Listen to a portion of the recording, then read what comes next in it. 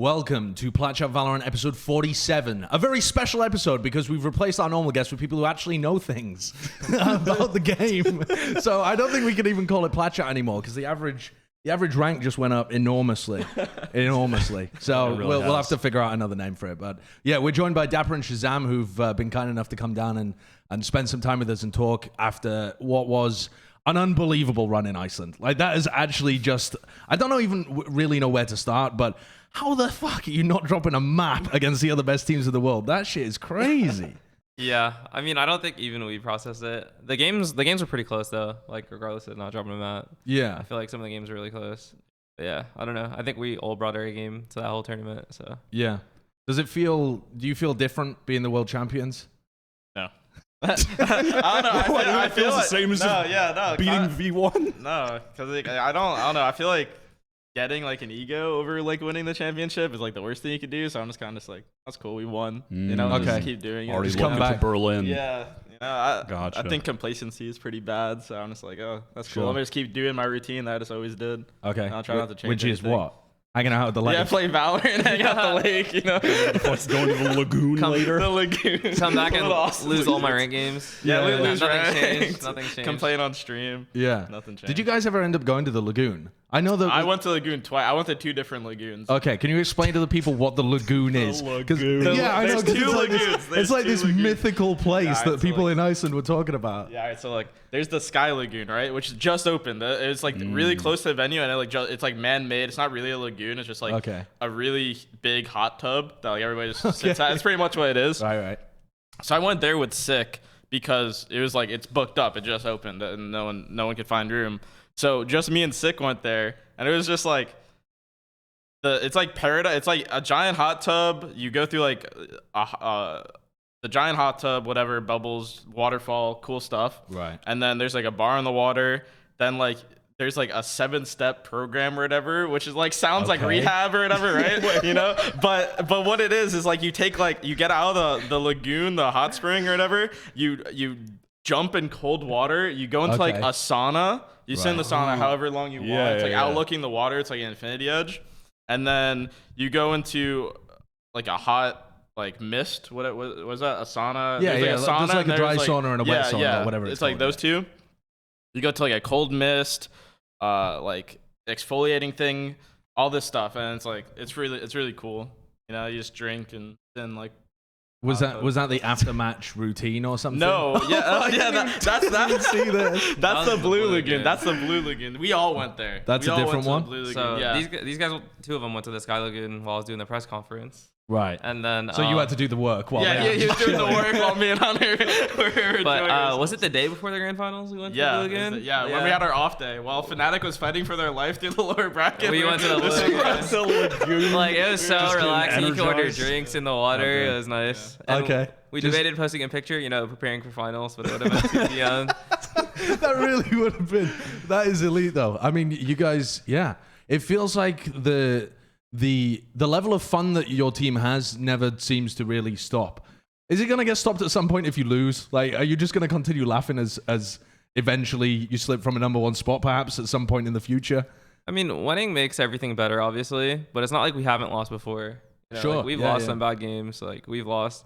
I think we're good at handling losses as well. BBG. So it just helps. Yeah, like the BBG loss was devastating, but like we jumped right back into it and we fought through the brutal Oping qualifiers. So I think we're good at losing too. What do you guys look to when you lose games like that? Like, this is one of the common things. And it was something we were talking about on the last episode. Was just the really general narratives of like, NA are not tactical. EU are the tactical region. Like, when you guys actually lose games, like when you lose to BBG or like you had some of the rough games in the run in the qualifier, what do you actually chalk that up to? So we'll rewatch the games right after. We'll go through and like it's not like one general statement we'll put over the game like, oh, like we just did this wrong. Like, we'll just break it down every round. Like, we'll break down exactly what we're doing right or what we're doing wrong, or do we change something? Where they having good reads on us, or like, our defense, are we like not being proactive? But we'll like really break down specifics, and then that's when people know like what to fix. If you just say like, oh, generically, like we weren't doing this enough, like nobody's gonna know how do you fix that the next time. Unless you actually specifically break down the mistakes. But yeah, the BBG loss was like a combination of a lot of things, I guess, too. I mean, Tyson also flew to LA for that one or something. Yeah. You don't lose like 13-5, 13-5 to a team like that without like probably like double-digit things like fucking up on your side, you know? Yeah. And like it's never like, oh yeah, we played terrible. You also had to give credit to them. Like they obviously really wanted that win, you know? Yeah. They also had like they had just had Poach. I think they like just signed them. Two people, you know. And I feel like when they have like when you have roster changes like that, especially playing against like a team like us, you know, that's like really good. Honeymoon. Yeah, you get like the honeymoon, like everything's clicking. So it's like it's a whole bunch of combination of things. That's like PTSD. Yeah. So Shaz, next time just don't miss. Next time. That was Tyson. Oh wait, that was Tyson. Oh, Tyson, don't miss. He fixed that problem. Honestly. Oh, Shaz, what is this? Yeah, if that was one of your specific pieces of feedback, Tyson don't miss. Tyson, don't miss. It kind of feels like he took that one to heart. I wanted to kind of begin there as well with our topic of TenZ actually being signed to Sentinels full time now as well. I know that you guys have talked about it on your stream a little bit too, but like genuinely none of you guys really knew what the scenario was going to be with him. I assume that would have made the team environment really weird. Like you're playing with somebody and you don't know for sure if you're going to be long-term committed to him. Did you just assume it was all going to work out? No, we genuinely didn't know. I think we just made jokes about it constantly. Like when we lost the BBG game, we thought it was the last time we were gonna play with Tyson, and we were so sad. Dude, this is actually the saddest shot. I wish it was recorded, cause like before we like logged off, it's like, all right guys, we have to go, and Tyson's like, might be the last time I'm here with you guys. Bye. It's like, oh, bye Tyson. Oh, that's tragic. That's one of the times, and then we got like reload or whatever, and it's like, oh, Tyson's back. That's how it ended. It's like, yeah, I don't know if I'll play with you guys again. This might be our last game. Jesus. When we lost, that's actually like, tragic. Tyson, it was a fun run, man. I'm sorry, we had our time. And then we got him again. And then the whole tournament we didn't know. We're kind of just like, like make the most of it. So what, are you just turning up to a match and you're just seeing whether the powers that be have granted you an extended lease on Tyson's life? Like sometimes we have an idea before. Right. Like so obviously because we need somebody Iceland. else, right? So like I forget exactly when, but we were trying other people at some point, just because like we didn't know. I think it was after the BBG and like before we didn't know Tyson would come back. Period. Yeah, that was like a time period that we didn't really know. So we were trying other people.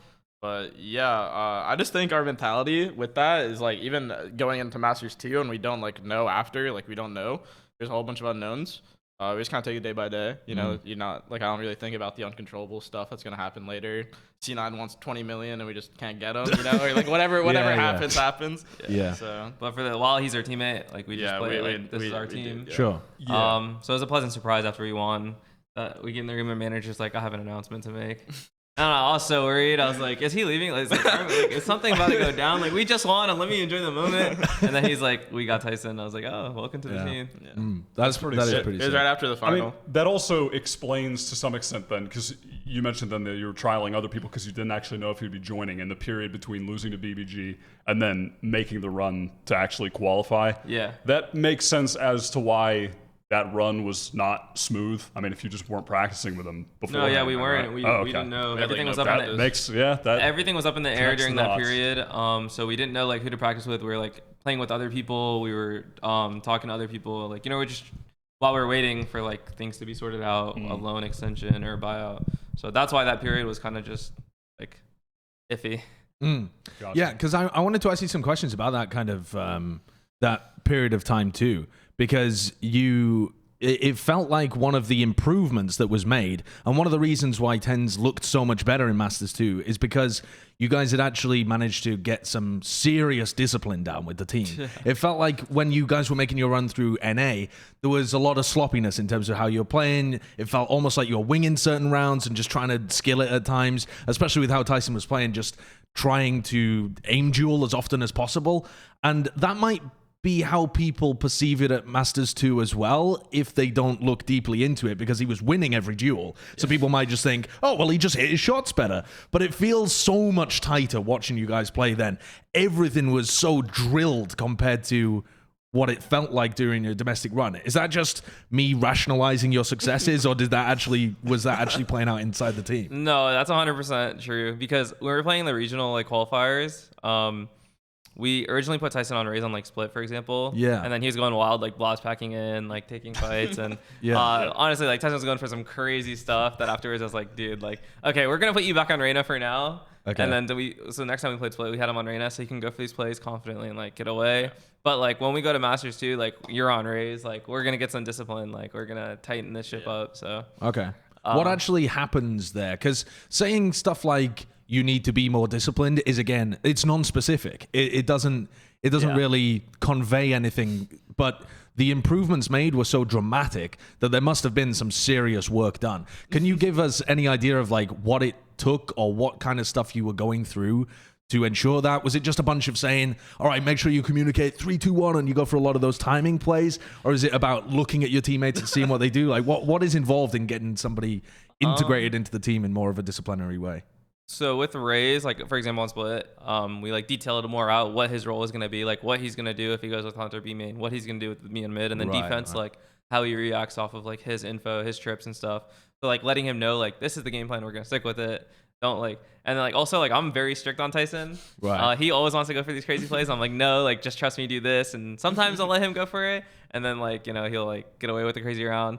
But he even said like in an interview like I'm pretty strict on him when it comes to like him wanting to do certain plays or just sticking to the game plan. So it's like pretty much I've kind of like got my eye on him to make sure that he's not doing anything too crazy. Yeah, I mean it worked as well because the guys, people have been talking about him as the best player in North America since he was playing for Cloud9, but he wasn't really getting the success that title warranted. And yet when you look at his performance statistically from your matches and the finals, 19-2 in terms of first kills to first deaths. That's a disgusting. I've never seen that before. I've actually never seen it before. That's a disgusting. Yeah. That is like, how do you lose? How do you lose when you have someone doing that? That's like you have to try to lose at that point. Yeah. How much of that is just him being a nutcase, and how much of that do you think is you guys setting him up really well to take like really smart first engagements? It's definitely both. It's both. Yeah, it's definitely both. Like you don't want. I don't want to take Tyson or anything away from Tyson. Yeah. Like, oh, dude, we're setting him up. This is Shaz. You could set someone up, but at the end of the day, they still have to shot. They have to win the duel. Like, They have to kill them. Of course. No, it's a good mix. I feel like on his other teams maybe like people didn't want to say anything to him like, hey Tyson, don't do this play. Like obviously he's such a good player. Like how do you tell him don't do like a play you want to make? Right. But like they don't want to like take away from that.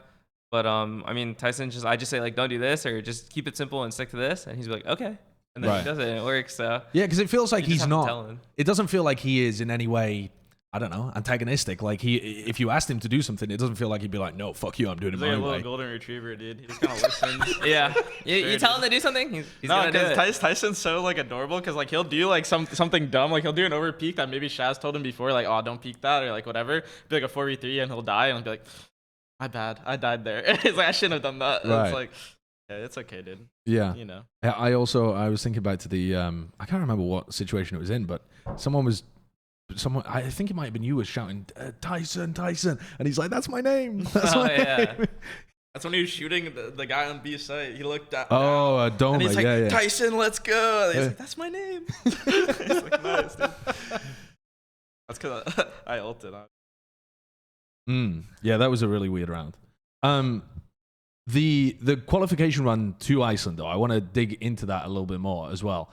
The run through the North American teams, a lot of stuff has been said about like these guys didn't lose a map when it came to Masters 2. That must mean that the North American teams are way stronger because they took maps off you guys. What is your feeling about that? Like, what's your assessment of your strength during qualifiers versus your strength when you were actually at the LAN? Yeah, I mean, I think we were a different team in Masters 2 than the regional finals. Obviously, like the stuff with being up in the air and like the way we were playing, we were way more of a rehearsed team. Our comms were insane. I mean, people were obviously playing really well too, but I feel like you can't just take like it can't be like results based. Like the game's about matchups too. Like you can't just say like, oh, these guys lost some maps in NA. NA scene must be way stronger, because like I disagree with that. Right. Just because we won doesn't mean the rest of NA is stronger too. Right. It's like that. It reminds me of that meme that like, because BBG beat us, does that mean BBG is better than Fnatic? You know, it doesn't really work like that. You know, and also like these guys play against us all day. Right. You know, they know our meta. Like obviously we've been the top of NA for like beta. Yeah. So like we're playing a part in the meta. You know, like teams are gonna look at us and like they understand exactly how we play and like what we do. So like having that, you know, just knowledge of like how we play and even like play style. Like I'm sure people know that, like how I like to play certain situations or like Shaz or TenZ. All that like helps them win rounds, win, you know, maps against us, but like maybe not win the series. But like, yeah, it doesn't really matter in my head. Yeah. So then, do you feel that any of the EU teams that you played against, do you think that, I guess Fnatic specifically, the team that you matched up against twice, did you think that they were particularly prepared for your approach to the game? Yeah, they got better. Like I think compared to the first series to the second series, I feel like they just got better. And then obviously, but like while they get better, we're also getting better at reading them, you know, because we have more info to go off of. So it's like a ever growing, you know, like I don't know like the right word for it, but it's just like a mind game at that point. It just keeps going on and on. So yeah, it's cool. Does it have a very different feel to a domestic match where you've scrimmed against them tons and people know their playstyle? Because I know that people are putting in a lot of effort to try and anti-strat before big games like that, but it's not the same looking at VODs as it is playing against a team. So was there a different feel in the match? Honestly, like personally for me, it felt the same because I feel like I watched so many of Fnatic's games that like I felt so comfortable when I was playing against them, like knowing what they're gonna do and stuff. Obviously, they did prep on us.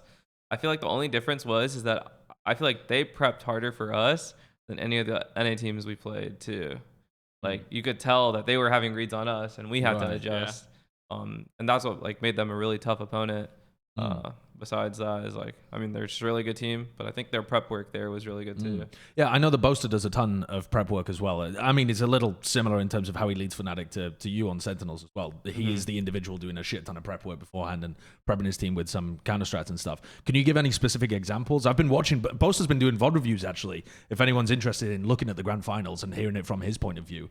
And one of the things that he was saying was like, he was reading into the Sova utility very heavily when it came to bind, for example. Were there other things that you noticed that were like anti-strats or reads that they had on you that you would need to adjust or something in the middle of the match? Yeah, I mean, like they knew we would pick split. Obviously, it's their ban, so like I'm sure he heavily prepped for split. Like he knew if we didn't slow or B main, like we're going A, or we're going like Sage is not gonna be there. Like we're not contesting B main, stuff like that. You know, when you like fall into routines, like doing the same thing round by round. Then you realize like you're going into like a side hit or a different exec and you're not doing that. I think it's very easy to pick up on. And so like I knew like they knew our split pretty well. That's why like that game got really close. Yeah, it did.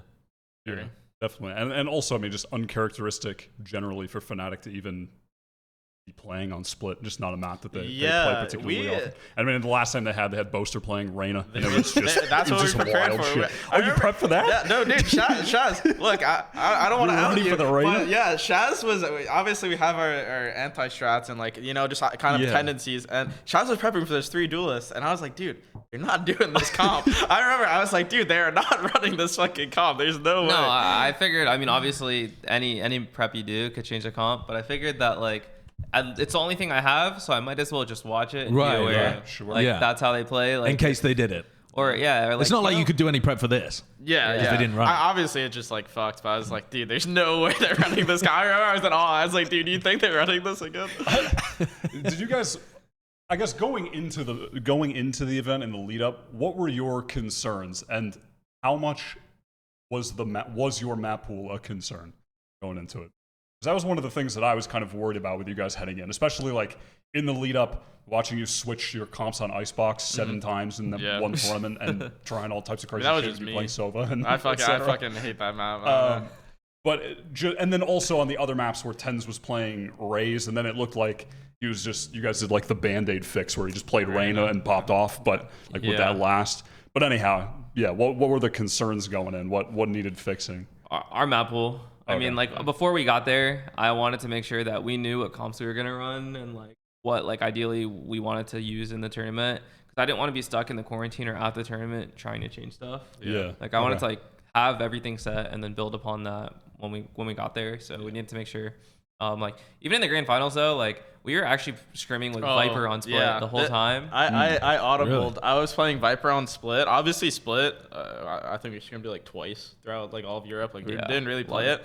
But I remember I was playing Viper instead of Cypher that whole time. And then I was like, before the thing, I was like, I don't know if I want to play Viper here, and I forget exactly. We were starting why. attack. Yeah, remember? yeah, we're starting attack, and I thought Right. Cypher on attack, like I just have way more impact on like, just like A. You can throw the cages. You have like a lot more like lurk potential, and then on CT side, I figured like they're European, like they don't really play against my Cypher, so maybe my trips will have like way more impact against them. So I had these ideas in my head, and I was like, I just don't think Viper's the pick here. And I remember Shah was like, yeah, I'll just pick Cypher. Even though we're scrimming with Viper, I just picked Cypher. And yeah, I guess it worked out. Like obviously you can't really know. Maybe I play Viper and we 13-0 them. Like who knows? But Yeah, it's impossible to know. yeah, at it's this impossible point. to know. But yeah. Talking about scrimming, I wanted to get your thoughts about scrimming in Europe because Shaz, you tweeted saying I love scrimming in Europe or something like that. But when the games were going on, everyone else was fucking hating it because they were playing with I don't know what was it like 50 ping, 60 ping, 70, like almost 100, ping sometimes. 150 FPS. Yeah, like, why the hell were you enjoying it? Yeah, no, I remember I kept telling zombs was the chronic complainer this time. zombs would be like, oh, my FPS. Or like, what was he saying? He's like, whenever he dies, like, oh, if I had more FPS or something. Like, unironically, he was saying that. He's like, it's a frame diff and stuff like that. I was like, zombs, shut up, dude. Like, we play. I'm at the same computer as you, you know? Right. It's like, who cares? I remember I was telling V1 too, because I remember they're like complaining about it. I was like, there's really no point. This is what there's no changing it. Just do what you have with what you have. Well, they gave up scrimming online as well. Yeah, I think they gave up. They actually just stopped. a couple of teams just gave up, and I was like, I don't know about that. Obviously, we preferred offline scrims because like it's literally like a LAN scrim. Yeah. Obviously, you just don't have like as good as a PC as the stage one, but Yeah, and you're playing against teams you might. Yeah, I was about to say you're sure. showing what you have against like potential opponents. Like, I think Fnatic. I think we scrimmed almost everybody at least once except Fnatic. I don't think Fnatic played anybody. I don't think I played anyone from the stream. So Right. So like why were you saying you enjoyed it so much? I mean, obviously, like the situation wasn't optimal, but I felt like the quality of the scrims were actually really good. Right. Compared to NA, I feel like NA we scrim some teams and then they give up very easily. Okay. They'll start running around and like they're just not playing like how they would ever in a match. Right. While in EU, it felt like the other team was trying to make it as productive as possible, and then we were as well. And so, like, despite us, okay, maybe we would have gotten a kill here or there because of the ping or FPS, is like, we learned a lot. At least for me, I felt like I was learning a lot about like how these different teams play and stuff. Right. Yeah. What were some of the insights? Because a thing that me and Wyatt have been talking about, especially Wyatt, is that a lot of the kind of regional, what's the word, generalizations that coming into the event were. EU are very tactical and protocol focused. North America like to do very heavy defaults and then make kind of reactive plays on the fly. You're giving a lot of credit to these general. Well, yeah. I mean, the more generalized was just NA puggy, EU tactical. But I think once you dug into it a little bit deeper, there's some more of that stuff. But even that breaks down from now. But what were your kind of things that you were picking up on? What were your feel and generalizations of those European teams that you played against?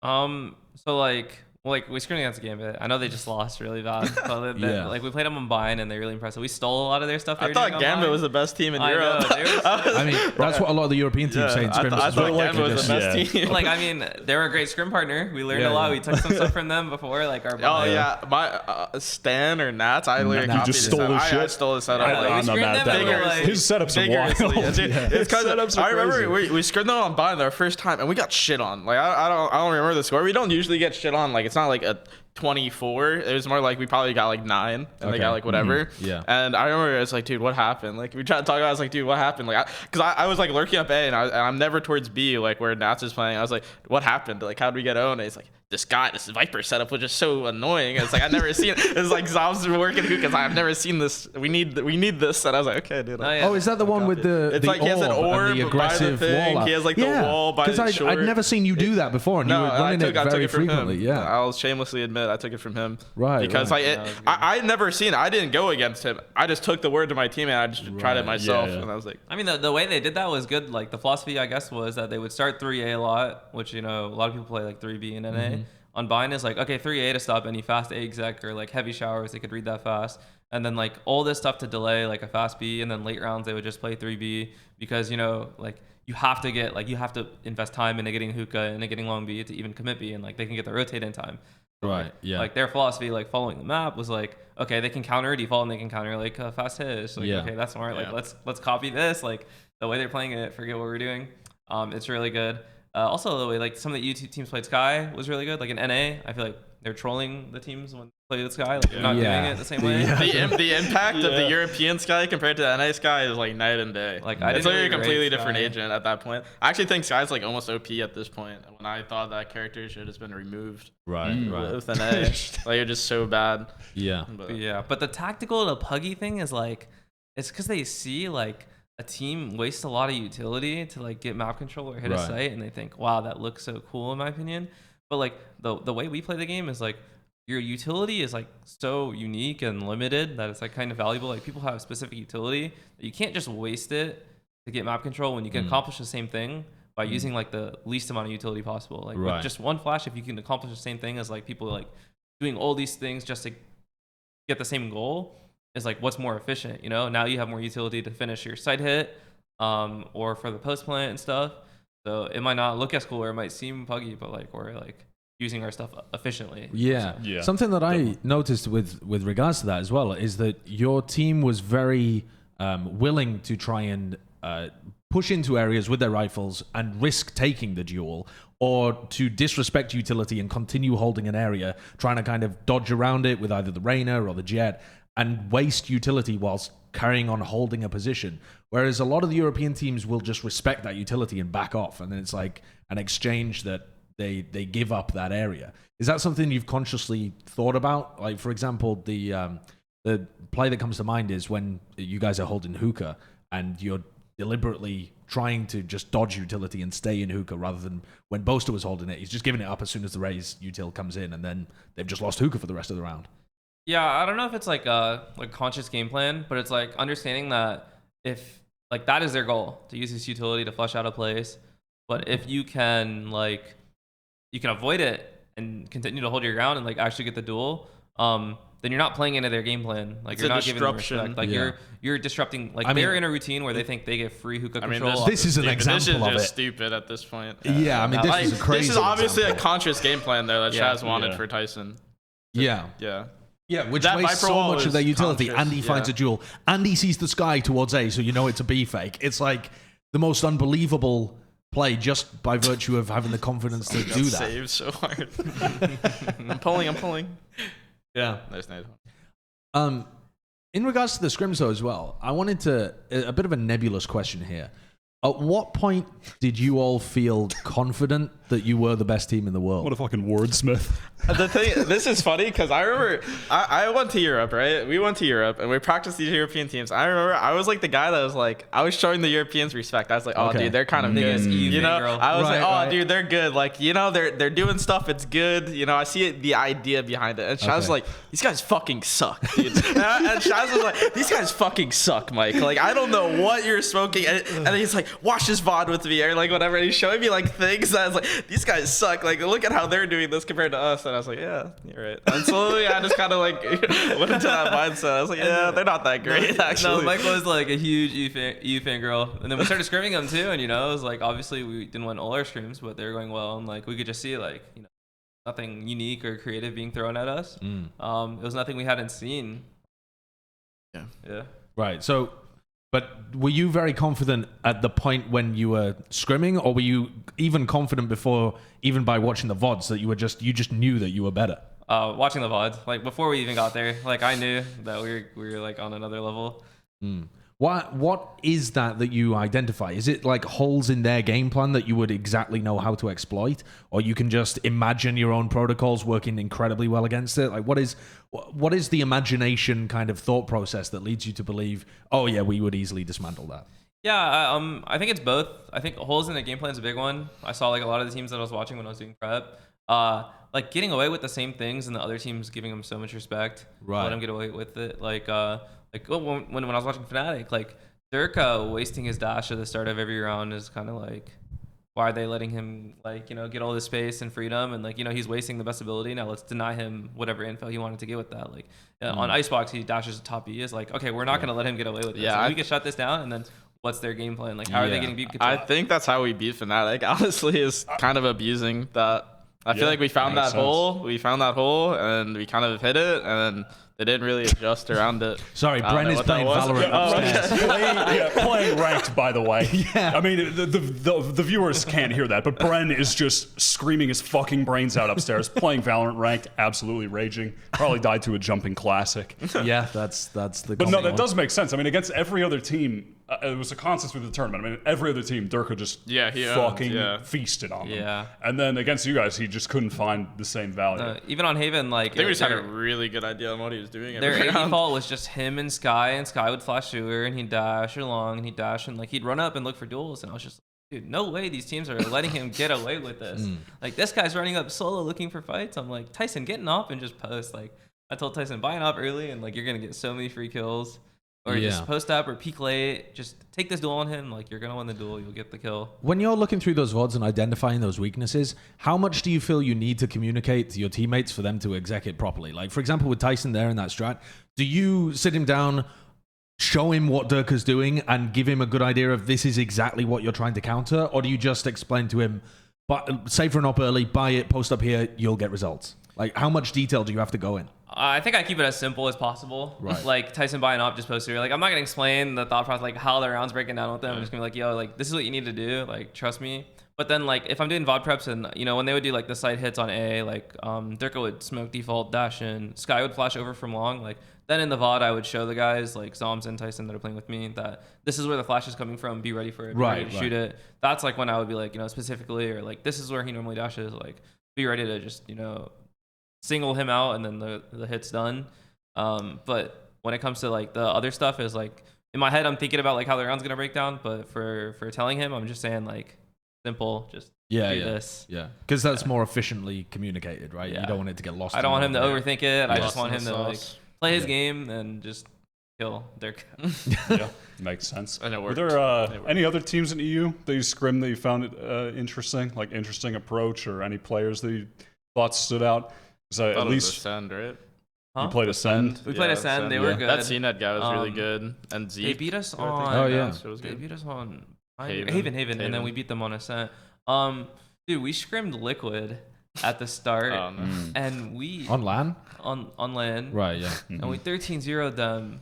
Oh, on Split. Is we that the game that they were yeah. talking about? Yeah. And then we beat them like 19-4 at the end or something ridiculous. I don't know. And that was before the press conference where he was like, you know, Sentinels are predictable. And I was just thinking in my head, dude, we just rocked you guys in a scrim. You're saying this. Yeah, we're kind of making fun. We're memeing on them the whole event after that. I feel like I was like, oh yeah, they said Vikings are better than us, and I was like, what? How do you beat a 12-0? How bad Did did they lose to 24? Yeah, I was about to say, Vikings? did they get 24 16-1 by owned? Vikings. They got 24 owned by Vikings. I was like, these guys are just getting plowed like a How fucking. bad could, and then Riley we scrimmed Reid. Vikings. And we destroyed them too, and I was just like, "What is going on?" Like everyone was talking, like I was worried. I was like, "Okay, maybe this team is really good," but then I think it was Ascent. They were still running Omen as well, and like, Yeah. I mean, we were able to yeah. shut it down. And like, I think they have good players, and like good ideas, but like they're like hurting themselves by not adjusting their comms. Yeah, I mean, Anybody who ran Omen this event, I was just kind of like, Were there any other kind of cool strategies that you picked up or stuff that you would want to integrate into your own game? A bit like the Nats wall. I know that New Turn pulled out some really crazy, unique stuff that I had never seen before. Yeah. The wall bang onto the Killjoy molly, the like, post-plant Odin play from A short. I had some broken things. Me and Tyson were going over some broken things on Ascent we never played to break all these Killjoy ults. There were some like, I think it would have been like, we probably would have had to replay the map because I'm pretty sure it was a bug. It's pretty much like you could spam like both of the ults. You could spam like almost every ult through like a broken texture, and we found all the ults. We found them. So if we played Ascent, I would have loved the controversy of that. You bring that out against Fnatic in the final. We would have broke all the ults. Like the A main ult, we had one. The fucking A side defense one, we had one. B main. You know, we're in a hot hotel room with PCs and nothing to do in quarantine. Like we just spent our time in the server finding these things. A little more to the left. We were just going over for like 30 minutes. A little more to the left. But yeah, New Turn is the one that sticks out for me. They have set trap plays. Like obviously, if you're aware of them, like with tells and stuff, that you can counter it. But you throw some of those gimmicks in to like how you normally play. Like if we come back to NA and we like do one of these, like and the teams are gonna be like, "What the fuck just happened to us?" You know. So New Turn is like, I think one of the coolest teams that I watched. I think New Turn's a team that if VODs didn't exist, they'd own everybody, you know? Right, right. It's like one of those Yeah, things. definitely. Like, I mean, if you didn't know how they played and you just played against them, the plays would have been like really good. Yeah, for sure. Do you feel like, yeah, I feel like for teams like that as well, they need to prep very new stuff for the event and need to pull it out on you for the first time. Well, the thing is, it's in tough order to because like succeed. we're not their first game, so it's like, Yeah, do they yeah. save it? You know, it's like all these things. That's like it's hard to know. Like if you save something and you lose, you get a lower bracket. It's like fuck. Yeah, I mean, it was even in this one. This was the one where you let them pick bind into you. Oh, Because you yeah. just knew what they were going to do. Can I- Which, well, that's what you said. Something to that effect after. What, were you about to reveal the truth or Yes, something? I was about to- Okay, I was about reveal to- the truth. I fought Shaz. Shaz did not want to pick bind. I was Shaz, what do you want to pick? You want to pick the safe one? Fuck, what was it? I wanted to. Whatever we banned, pick- Ascent. We wanted to play Ascent against them. Yeah. Right. And I was wanted like, let's play bind, dude. All right, Yeah. so I'll tell you my thinking. So we played bind a lot. You know how I said we were scrimming like Gambit? Bind was probably our most scrimmed map during when we were just like quarantined. Right, right. We probably played it the most. I remember I was really comfortable on bind. I thought our bind was good. Obviously, New Turn was just had a good bind, but I was like, my thinking was we could watch how they played it. It's our most scrim map, and they won't expect it. They did no counter. Like I know for a Right, fact, right. you know, like Yeah. we don't play bind. So like this is like a perfect bind. We start TT side. It's all working out for me, and Shaz was just worried that like because you thought their Ascent was bad, and he's like, let's just play Ascent. Yeah, I think ultimately, obviously, I agreed with his points, but you know, I watched their Ascent versus V1, and like obviously from watching a game, you like know more than seeing that. Okay, this is their #1 map pick, with 100% win rate or whatever recently. It's like, do we really let them essentially win the veto? But at the end of the day, like obviously Mike was right, and like we went with bind. I won and him over. Yeah. it I worked think out. at the end of the day, we probably would have won on Ascent too, but I Yeah. want to say that. Sure. It felt like a bit of a, from the outside, it felt like a statement game where you just came in, you played the maps that, I mean, yeah, you let them win the veto and then you crushed them. This was, Yeah, that's a was this the most demoralizing- one-sided game that you had? Yeah, I feel like, it was 13-4, it right? was. yeah. We had Yeah. Vikings 13-7, 13-7, I think. Yeah, but I mean, even the second game against New Turn, I think, was a bit of a. Yeah, it was like We 13 just had such 5 good or reads something. It was against they were them. really fast. We had Yeah. really good Dude, reads there was against dude, them. like, There's I so watched many rounds. Yeah, all shout their out. games. Like this is the one team that you had to like know, like, okay, if he's got this all, like might do this setup or this. Dude, there's even a YouTube video how New Turn plays Valorant. Yeah. Or something that was really cool. Like We you know, took out all the work. We had all the works. You know, they'd like breach and jet, flash peek this. Like we would just use my sub utility to bait out everything. We wouldn't follow it. We wouldn't get caught out. Like we played discipline in this. Right. Maybe not flying through as the I TP run. there. As I run. Yeah. That was a But, bad comm. I swear that was a bad comm. I know, I remember that. There's like two hooker, like they're running backlog people. Or something. Obviously, sick clutching here helps, but Yeah. nah, like people stuck to the game plan, which is like very good. Sometimes we get a little crazy. Yeah. It felt like overall, from the outside, when a team wins and they don't lose a single map across the whole of a tournament, it's very easy to ignore the stuff that you guys might have done badly. Was there anything that you felt like, were there any rounds or any individual things where you felt, oh, fuck, we are beefing this, even though it ended up being covered up by the fact that you were winning? I mean, yeah, we kind of let teams back into matches too. Like we still do that. Haven in the grand finals, Right, yeah. like we were dominating them, and then I don't know, we still do. 9-3. I mean, it isn't a problem because we still somehow close out the game every time. Well, most of the time. But then again, it's like we have the bad habit of letting a team back in. Right. I don't know how, like. Do you feel that's on you, or is that them making adjustments to you? Do you feel like that's purely on yourselves, that this is like a habit of Sentinels, that even though you get out to a big lead, then you lose, I guess, focus or discipline? I think like lose like discipline, like I think on Haven, the biggest thing when I remember like rewatched is that the lurks, they're like we're over rotating to close the game out, it felt like, and then we're Right. getting lurked on, and like they're picking us apart, and it's like I feel like if we didn't have this heavy lead, we wouldn't over rotate. Oh, it's just gonna be a C hit. Like we're just gonna like shut it down. Like we'd still like trust him to close it. Like trust whoever is playing the site to shut down the site or whatever, and like wait for the rotate, wait for the lurk, like play it. But I feel like we're in a rush to close the game out. You can see the goal in front of you. So Yeah. you're sprinting towards it and then fumbling a little towards the end. But I mean, you still won every single map. So that's that's not bad, actually. I'll just Did keep most saying things that. right. We actually won every single map. Yeah. It wasn't. Yeah. That's I did all wa- you'll remember at the end of the day. It really is. Yeah. I mean, I don't think there'll ever be there probably won't be another tournament win like this on an international level. Yeah. Probably. Because I mean, I think it's it'll be really, tough. really It'll be unlikely. tough. even just based on the A format map, as well. A map, like dude. I think Map is tough. with more teams in the tournaments in the future, the format should be more grueling too. Like yeah, I'd imagine true. teams you're gonna be Round playing robin. more games overall too. So the probably be- likelihood will just go down. Yeah, that even. and probably it'll end up being more competitive as well because the other regions that didn't do as well will be more fired up and they'll have things to learn It from. definitely It's seems like- to be the case right now. Yeah, The it other feels regions are like just a- trying to make Yeah. super teams or catch up to the meta Yeah. where they miss because they're still running Omen. I mean, I don't think I've ever- Tragic scenes on Ascent where they're running Omen to send one Paranoia into A main. Yeah. So sad. Yeah. I don't think it'll happen in a while. I mean, maybe we might hit it like a dominant Yeah. Korea era.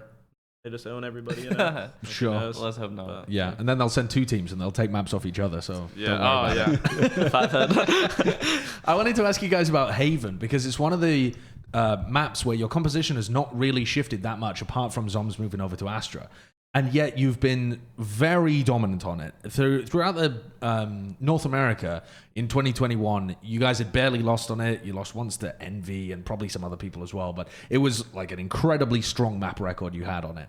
And then in this tournament as well, you had an insane defensive round win rate for a map that across the board in professional play is slightly attacker sided. I think that gets overplayed a little bit, but it's either even or slightly attacker sided. But you guys have, I can't even remember the stats, something like 60%, 70% defensive win rate, which is just unbelievable. What have you guys done that other people haven't when it comes to Haven? What's the key that you've figured out that you're able to share with people? Is it about the information game, proactivity in pushing different areas to get info? What's the key so much that you haven't actually had to change anything? We haven't changed the comp much, but like the way we play it has changed too. Okay. I think it's all the information game, especially on defense. We started struggling a little bit, and then we changed spots up. I was like, okay, our Haven was really successful when like I was like heavy opting towards A. So like lately, like when we're struggling, it was me and Zoms, like Asova and Astra trying to hold A, and we're like we're never gonna hold this. Like if a team wants to fully exec on us, like it's impossible. We need to like shut down one of the chokes. So then we moved Zoms over to like B, and then I wanted Tyson to start like so Sova. Utility is so good for info day. Either team's defaulting A or they're not, right? Like, or they're retaking it late. So now I can use Sova to set up Tyson, and now we can play heavy towards the other side of the site. If they take info, I can use my Sova abilities to re-clear for him, like drone and something, and set up again. And if they're not even there, like I dart, then he's just posted or pushed up. And then we could do trap plays if they like know we're getting this A info, and then they need to default A late. Then we can set up a trap where they're re-clearing and we can collapse on them. There's just like so many mind games when it comes to defaulting A that I feel like we kind of figured out how to condition a team and how to just constantly read where a team is going. Is that something that you find extends to the rest of your map pool? I've been trying to, after the Sentinels dominance, right, and in this tournament, and after, I think it was comments maybe by you, Shaz, where you were saying people don't appreciate what makes us excellent. They talk about other teams and the tactics and the flashy stuff, but they don't really see what makes us good. So I was like, all right, fuck it, that's a great video idea. Let's make a video of like why Sentinels are so good. And so one of the things that I've really trying to focus on, one of the things I think you guys do excellently is that information game. Yeah. Do you find that that is something that extends to the entirety of the rest of your map pool? Is that something you're very consciously thinking about all the time, that you like not just playing confident to look for duels or look for opponents, but you're actually re-clearing areas and trying to get reads on your people to stack sites? Yeah, that's how you have to play Valorant. Like if a team is playing static and like respecting the other team and giving them full space, like you're gonna brute force into a site. Like you're gonna find your way to stack abilities, ultimates, whatever, and like brute force into a site. You have to like constantly reading. Haven's like the best example because it's 3 bomb sites. Right. And it's all about like timings and like info here and info there. So if they're defaulting FVA, like we're gonna take space somewhere else. Or if they're like passive or something, we're gonna like respect that. But once they start taking space somewhere, we're going to like take information as well. Like we're gonna take away from them. So it's a constant info game. It's like constantly like you see us just running around the map constantly. Like especially at Sova, like I'm darting here and then I'm droning this and then running here. Yeah. Is it ever? Do you ever get in your own heads if you play against a team that punishes that kind of stuff? They're holding like some they're like faking that they've taken info and then they're just cutting noise and trying to punish you. I know that was something that we talked about a long time ago when you were on the podcast, and it was like LG had been able to take that series off you, and it was very contacty, and it felt like you guys were getting punished for over peaking or pushing. It feels like it would be really easy, especially at a LAN environment, to turtle up and to not have the confidence to go for big plays like that. If you're a player that's like 2-15, like dapr was on Icebox, then what at the beginning? Then what? The keyboard broke. Then it feels like it would be really easy to lose that confidence. How do you keep it? How do you maintain that attitude that you always need to be looking for extra information and not afraid to just hold an angle on a side? I mean, I think it's just playing to win versus playing to lose.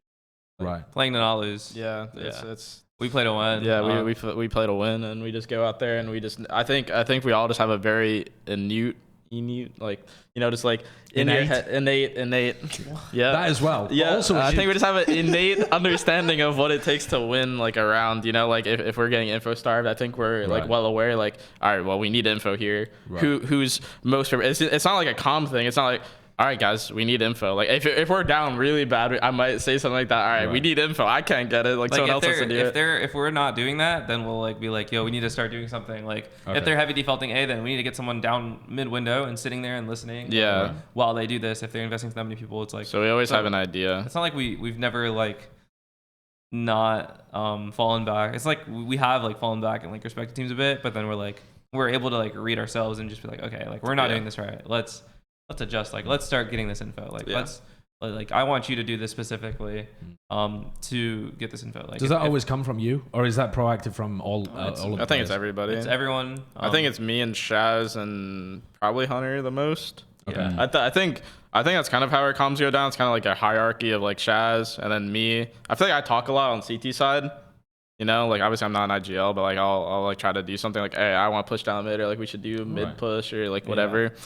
And then obviously I'm a Cypher, so like I'm kind of like, I feel like Cypher is like two people on CT side. So like I'll be doing stuff with my trips for other people, and then I'll be throwing a cam, and then I'll be rotating around my cam, and I have a cam holding this, and I'm over here. So like I'm doing a lot. And then I feel like Hunter has like his own plays that like he wants to call support for, you know, just like wherever he's playing, not even just Haven, every map. And then zombs doesn't really call plays, but he has like a veto. You know, okay. So like if I'm just like, let's push mid, the zombs will be like, nah, it's a terrible idea, and I'll be like, okay, let's not do that. Once zombs doesn't really call, but he has a veto. Zombs will be like, they're doing this, like we just need to fight this, like let's just fight this, like let's just stop them. And then we'll do it, and like obviously it'll work. Like, you know, Zombs will get if Zombs IGL'd, we would never lose a T side round. This guy wants a stinger buy rush every round. He just wants to buy in 5 minutes something. Zombs like, but like he'll be like, you know, like he'll dumb it down. He'll just be like, no, it's true though. You need someone like you're overthinking it. Like they're doing this. He's like, dude, let's just fight them in sewer. Like let's just collapse on lobby and deny this. And okay, let's do it. What do people miss about Zombs? Because whenever people talk about the individuals on your team, he's just the guy that gets left out. Sadly. What do people miss about him though? Like what should people be highlighting about him, do you guys think? He's a brick, dude. He does his job well. I don't know. It's a tactical game. It's not like everybody can be a star. Like I feel like I understand that. He understands that. Everybody understands that, and like their own point. You know, obviously like a duelist has to be a duelist, and you have to take fights, and like that's what everybody. Oh, flashy kill. Yeah. You know, but like at the end of the day, you need anchors that like are literally just sitting there doing nothing, or just like doing like helping through info, helping through utility like across the map. That's obviously Zombs. Astra, literally you could have them. You could probably be the most impactful player on the server without actually like shooting. Yeah, or even seeing anyone. Oh yeah, the lotion. Like I remember that we're at the lagoon. He's talking about, we're sitting there in like our bathrobes eating brunch, and he's like, oh, you got lotion on my desk. Does everybody have lotion? He's like, does everybody have lotion? Is it just me? It's like hand sanitizer. No, but in reality, like Zombs is definitely definitely the best Astra in our region. There's so many times during this tournament where they're doing a site hit and it just gets shut down by like perfect timing. Perfect timing on an Astra, gravity well, or the stun or something like the smokes. It's like a lot of people, it seems like, complain about playing Astra as OP as she is. They don't enjoy playing her because she's like playing RTS almost or something. But Zombs doesn't mind at all. He's sitting there literally staring at his map, he tells me, and he's like constantly just playing StarCraft while we're playing Valorant, you know? And he's insanely good at That's it. why I and he moved him doesn't to back B on Haven, dude. So I was like, I had this genius idea. It's like, you're not gonna fight, just hit Gong, you know, Yeah. back B site, and just don't even play And the he's game. Like, he's like playing Command and Conquer, you know, with back at B. I got a trip for him. He can't get pushed. He's playing his No, own he's game. literally sitting back We in got the him in safety of his a mini sentry game. trip, and he's like on his mat just playing. It's and he doesn't complain, you know, he just does it. It's he's good. I mean, also like we're like comfortable leaving him to anchor site, and he's just gonna find a way with the Spectre to get 2 kills. Yeah. No, he's nutty. He plays more with Spectre than any player I've seen. I mean, He wants it. He's, Yeah. he He wants the the most Spectre. selfless He's got it player on there. the team. Actually, he constantly gives people's guns and says, "Buy me a Spectre." Right. He always there's a reason he always has a Spectre is he's dropping other people's guns and taking the Right. Spectre. Like, I mean, the most selfless player on any team by far. Yeah. So. The other thing I noticed too is that, I mean, like in this play at the beginning of this round, he's often putting down a smoke and then a star right afterwards, so you can't see the second star. And so they're just running through the smoke and they just get into a suck. Yeah, and and then he just triggers it. Yeah, like how do you even know that second star is there? Zombs has just got these like little traps all over the place, and then it looks like the other team is dumb for running into it, but his timing really is elite. dapr, I know that I mocked you earlier for that Icebox performance, but I do want to return to this a little bit without. Was that the first game? That was the first game. So that, Okay. The first game, me and Hunter had like the shittiest stat line. You had like 30 kills. And I yeah, that's what I wanted to get to though, because it felt like, I don't know, man. It's really a lot of the narrative for first games is there's going to be some nerves, there's going to be that kind of stuff. I don't know whether those were actually present. That's only knowable if you were inside the game, inside the comms. But it felt like for that first half, when Shahz drops 20 kills and the rest have 23 combined for the defense. I mean, obviously, just an unbelievable performance from you with the AWP. Yeah. But was there some level of, I need to step up, my teammates are struggling? Or was that just the way it happened? Like it just happened that all of the kills were delivered to you? No, I think it's just the way it happened. There's an adjustment period when you play the first game on LAN. So Fnatic already got to play the day before. And I think that helps. Like you set up on stage, like it's different. There's no team speak. It's like an open feed. Yeah. There's this settings, reset this. So the first game, like the first half, we kind of got rushed on the stage. Like I think we got there, we had 3 minutes to play or something. Like I didn't even warm up because I had to go use the bathroom. Right. So that's why when I hopped in the game, like I was on all HD settings, everything was on the high. Okay. 8 times, and I was playing the first half, and I had 20 kills. I was like, wait a second, do I just stay on this? Like it's like my scope is blurry. Yeah, I was like, wait, that's when I realized like motion blur on? No, I had everything on. Yeah, like full bloom motion blur, like there's snow falling and shit. It was so bad. Environmental effects, especially with the shitty FPS he was having. And I was just you can like, see the pimples on Durka's face as you op him. You were literally playing within, like you were on frag movie settings. Yeah. I mean, you were just playing a frag I was like, movie. wait, my game looks so different. What's going on? Like, I swear I said, and then I realized even NVIDIA settings reset and stuff. I was like, okay, there's an adjustment period. Like, people were just getting set up. Like, audio, like, ZOM's volume was like, Windows volume was at like 20% or something. So all these things is like, you know, you're just like trying to get the setup ready. And I think that, I don't know. I feel like Icebox is kind of, that's just how it goes too. Sure. Is that I get a lot of kills because teams, like I'm just able to like pick apart a default or how teams play. Right. But other than that, I think it was just like an adjustment period. I think it's the trollest thing I've ever done. That was so bad. So my thing was, I like this wall. And I realized instantly that I walled for them. And I was like, oh shit, I trolled. I ran out to like, oh, they're gonna run. I was like, oh, they're just gonna run up and plant. This guy was yellow. I was like, oh. I remember I died. I was like, oh shit, like he's yellow. So I don't know. I feel like my game, like I think I just play Val on Icebox. I think I've come to terms like Icebox is not my map. I want to play Viper. I was like begging Zombs. I was like, bro, let me play Viper on Icebox. I play Viper on all this. I shut it down so quick before we even left. He's like, no.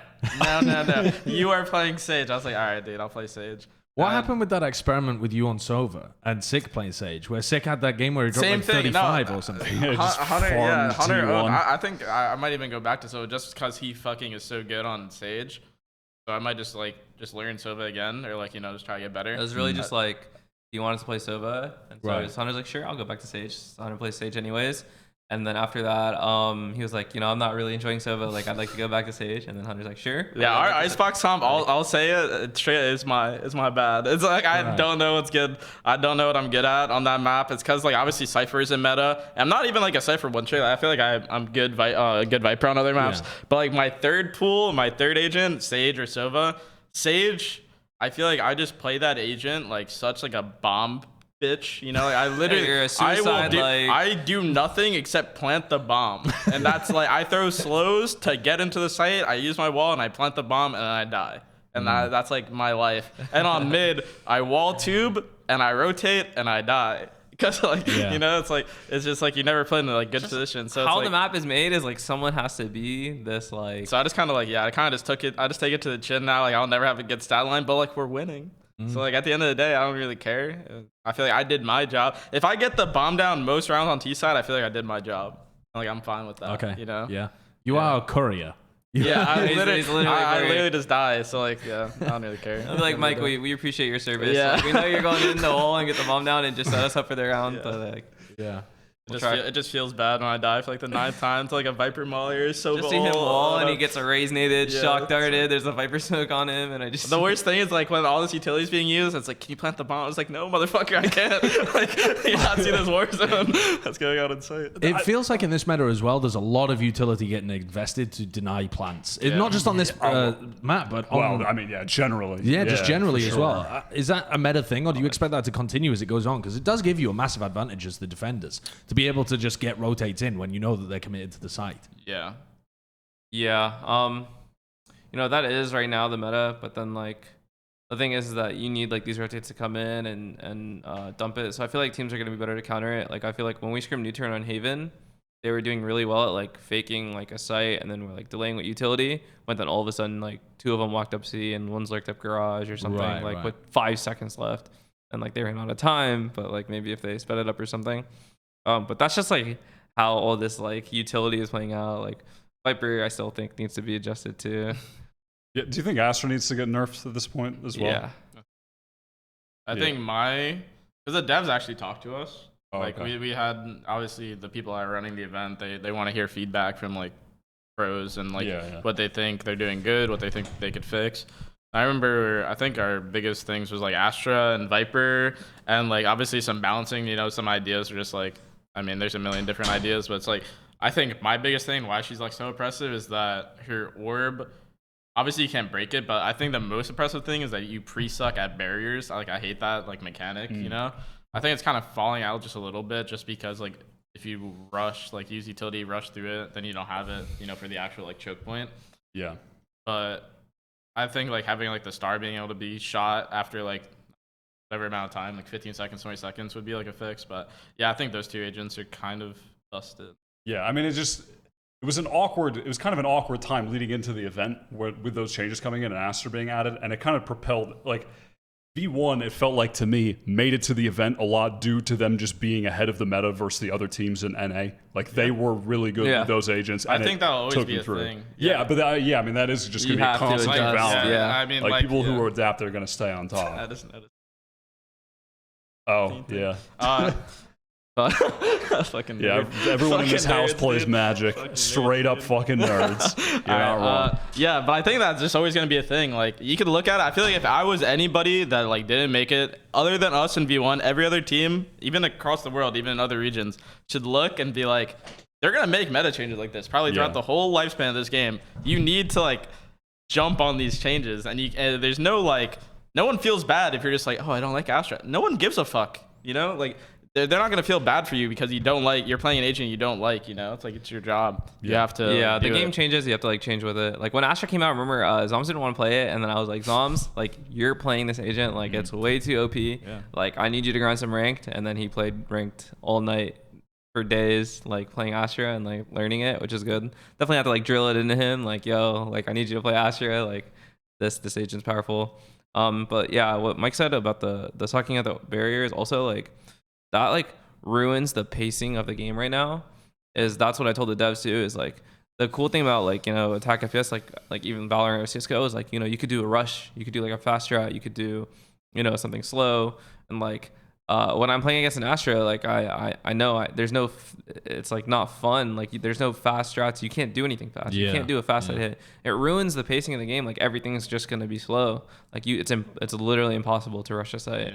Like for split, like if you're playing an Astra, there's no A rushes anymore. Like it's just not possible. And I think that like ruins not only like the different game styles like in the game, but also like the viewing experience. I think it's exciting when you see like a fast round thrown in, a timeout, and then an A rush. For sure. And it's like it's cool. It's like a cool idea. And like Astra just completely ruins the pacing of the game.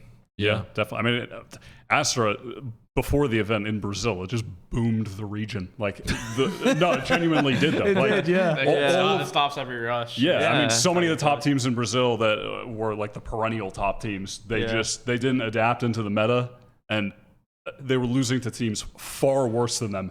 Because they were just trying a fast rush and one Gravwell just ruined it and the round's just over.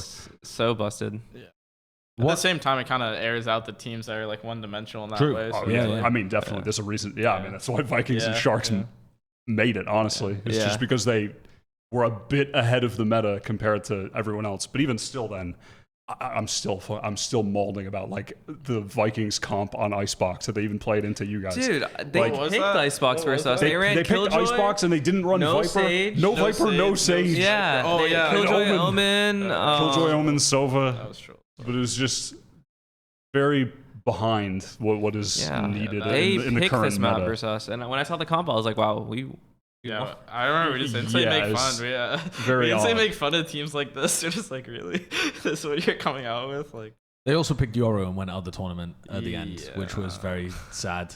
At least someone played. I respect the pick though. Honestly, you play it for both maps, right? Yes, they did play for both maps. Both maps. Yeah, we also, I mean, recently in Europe, I think it was G2 actually just went out of a tournament playing Yoru as well. I think. Who was playing Yoru? Maybe Mixwell was playing Yoru. Right? When we screamed him on Vine, and I remember on Vine for sure. Mixwell was playing Yoru when we screamed him because like he was sending the TPs like on B to like spawn or whatever and stuff. Oh yeah. That just gave me. No, we played Draken. No. Oh yeah. On Guild. He did too, but Mixwell 100% did. I remember. He did that thing where he puts his TP through B to CT spawn and they hit A. That just I guess. that gave me a fucking flashback though, because now I remember on the first back chat we did with you, Yoru had just come out, and I think you were like, "Yeah, I'm gonna try out some Yoru, see how that works in scrims." Like you were interested in playing Yoru, seeing how that would work. What happened? I don't think I ever played Yoru. Just never even tried it. I thought he would play a little differently than like obviously he's a duelist, but like he's not an anchor at all. Yeah. Like he actually is probably the complete opposite of an anchor that you could be in this game, where it's like you run, you throw your TP somewhere, you run and fight, and you TP like across the map, like wherever. And I don't know, I just feel like his kit is just so like non-impactful compared to everybody else. Like, is it necessarily bad? No. Like you could like have some cool plays with him, but like, would I ever want a Yoru on my team rather than a Raze? Not in this fucking life. It's not that he's bad. It's like there's other characters that might be better for team play. Yeah, like, 10 times better. Dude, in ranked, there's one guy that plays Yoru that's actually so annoying to play against because he's really good at it. Who framed me? That guy is like in ranked. Not Sean, guys. Not Sean. Not Sean. Yeah, I mean Yoru is perfect for just ruining uncoordinated teams in ranked. But then as soon as you get into coordinated play. Exactly. What they're trying to achieve with Yoru, it's just what you're trying to achieve with double satcheling in on Raze. I mean, like trying to create space. I remember Mixwell, wasn't he the one? He kept trying to throw his TP to like backside on bomb. I just kept shooting it. I was like, he kept trying to go all the way, like bouncing a spawn or something. And I was like, just shoot it. Like. Yeah. I didn't even know. I never played against Yoru. I didn't even know where I was shooting the ground. I wasn't even shooting where you had to shoot on the Yoru TP. Like I don't play against Yoru. Missing the TP. Dude, I was missing the TP. I was like, wait, you can't break this thing. Dude, were we in a match or a scrim? And there was a Yoru ult on zombs, and you know how like your screen has that thing on your screen, and so I was like, something's happening to my game, and I said, what? That's the Yoru ult. He's next to you. How do you not know? Zombs is actually dumb, bro. Zombs played Viper for like 2 weeks before he realized that you could have the orb and the wall up without using double gas. And I remember I told him, I was like, dude, we went through Viper a qualifier. Yeah, it was like you didn't know that, and I was like, I was like, what? That is truly incredible. That really is. Yeah, that was so funny. I just remember laughing like, how do you play this game for a living? You didn't know that Yoru ult does that to your screen. I'm like, he's next to you, dude. Your game's not glitched. Like, he's like, something's happening to my game. That is so fucking funny. The Brazilian team, so they're trying out the Yoru in this game. Hello, is this the? This is the guy, dude. Is this the guy that you're talking He's about? actually so annoying to play against in ranked because he's good at it. Like, this is the perfect ranked characters. I mean, also the controller Judge Cypher's annoying to play against in ranked. That doesn't mean that it's viable at a pro level. Yeah. That guy plays the game That with guy's a Black Air legend. Forces. That guy's See, gonna but turn these on things his need to have like the turn up control. with the Xbox controller at Berlin. Yeah, you know, at the Overwatch League, we had like a talent thing, and we had the casters playing against other casters. One of the casters wanted to play with a controller, and they said, we don't have the technology to hook up a controller to these PCs. We just don't have an interface to make that work. So I think if you went to Berlin and you asked to play on a controller, you would boom the engineers. They wouldn't have any. They're not prepared for it. Dasnuth is not allowed to go to Berlin. He's a legend. Tragic. I wanted to ask you though about playing against the Brazilian teams, because you went for a knife and got some angry DMs afterwards, right? That is just normal. Is that just normal? No, because I remember, obviously I tried to knife Stacey, and the thing was I was not gonna kill him. Like, I think he had 100 HP, and like he just was running away, and TenZ off him. I was like, whatever. But yeah, on the shuttle back to the hotel, I was reading through like the 20 DM requests I had, and we're doing like a Google Translate. I was sitting next to like zombs, so we're doing like Google Translate and seeing what they were saying. Like, obviously, because it's all in Portuguese. It's all in Portuguese. And he's like, I think the funniest one, obviously a lot of them are like nonsense. Like, the Google Translate doesn't really like understand what the fuck they're trying to say. Like, the funniest one was, it was like translate cold. It was like, you knife in game, I knife you IRL or something, and stuff like that. Christ. And I remember just laughing at it so much. I think it was a play on like the taco meme. Do you remember taco? Or what was it? yeah. It was something. Like, you said something similar. Didn't he say you prove it or? Or I kill you. Oh, No, that was Prove it or- KNG. That was KNG. No, it was something with the No, knife, someone dude. else. What did Yeah, it he was this say? round. I don't can't know. remember. Oh. It's something with Taka. I think it was something with Taka. Yeah. Yeah. I was What an not killing that attempt, by guy. the I was way. not killing that Just- guy. And not even a chance. A Brazilian fan. I threw the gun though. Me and Zombs played like a rank game during the quarantine against two of the Vikings players. And like we lost by like one round or something. Me and Zombs were at the top, the two Vikings players at the top. And like obviously we lost. Like, had a teammate with like 4 kills or something. And then a Brazilian caster or something tweeted out like in Portuguese, like 2 Vikings players just embarrassed Sentinels in our rank game. And I was just like, what? Dude, what? The shit coming out from like the press conferences, got tagged in everything it. going on. I remember we were memeing on it so hard. I was laughing so hard. I was like, there's no way this shit's real. The lead up to the whole thing was just ridiculous. so I turned off my PC and went outside, touched some grass. I couldn't take it anymore. Just every scrim, every ranked game, and it just meant nothing. None of course it. not, of It course meant absolutely nothing. We're reading into the Scrim rank Bucks is like games. funny, dude. Because the thing was, I knew we're like running the Scrim Bucks. Like, I could have outed Team Liquid so hard. I wanted to out them so hard. 'Cause I took a screenshot of the 12-0. I was gonna out it so hard. I was like, nah, I don't want this drama on my account. I don't want it. Like, I could give you guys the Scrim Bucks of the century before that event, and like after the press conference, like NA is predictable. Like, retweet with the thing. No, during the press conference, I almost called out the scrim, but I was like, Bro, scrim bucks. what did Zombs do with the drama, dude? Oh, it was the Tier 1 Riot. team? Oh, the tier Yeah, 1 team. they- That was Riot, though. The So what, I kind sorry? of feel. All right, so like that's the Oh, backstory. yeah, they beefed it a bit, I'll right? tell you the backstory in case anybody didn't know. All right, so there's like we do like promos, right? Like before the match, like we went to the like an abandoned like. I don't even know what was that building. It was like Electrical it had like building. Einstein pictures. It literally looked like something from like World War II. Have you never been to a museum?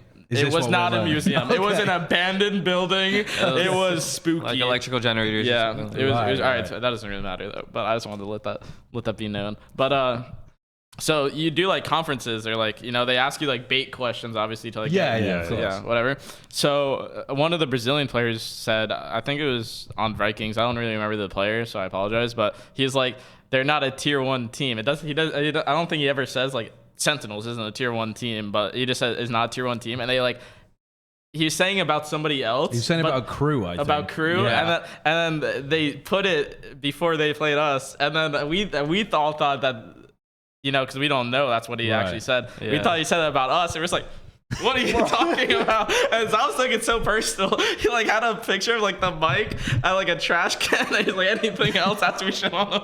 After he got so much hate. And then, Ryan so he tweeted that out because we thought it was about us. Yeah, Ryan and did then that guy dirty. And then we apologized. And they apologized in the DM. the player DMs zombs, the player DMs zombs saying like they were speaking about a different team, and that's like on Riot. Yeah. And then Riot put out an apology, and I told Zom like just delete the tweet then, like obviously. Yeah. But then even then like the Brazilian fans still go at zoms for like that tweet, right? Even though like Yeah.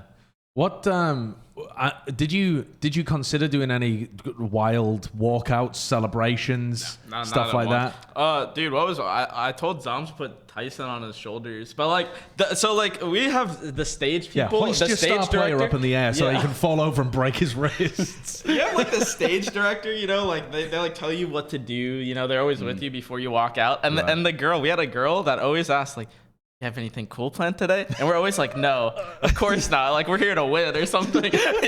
All these people. I see these people like always have like they have their flag. They have this thing. Boaster's like doing threes or whatever the fuck he's doing, the worm going out. And I was like, you don't care. Just fine trying to play a video game. We're just here to play. Yeah, I don't know. Oh, in the abandoned fucking factory. Yeah, this is. Yeah, that like you can't tell the back. We're in also, like there's like pipes, like there's like a catwalk. You see the catwalk, like it's some spooky shit. Also, just the background for the players talking is just so fucking really cool it's so psychedelic. Yeah, they have red lights like everywhere and shit. And bro, Zom's just off the shrooms for a second there. I mean, it was cool. It was cool. It was really high quality. It really was, yeah.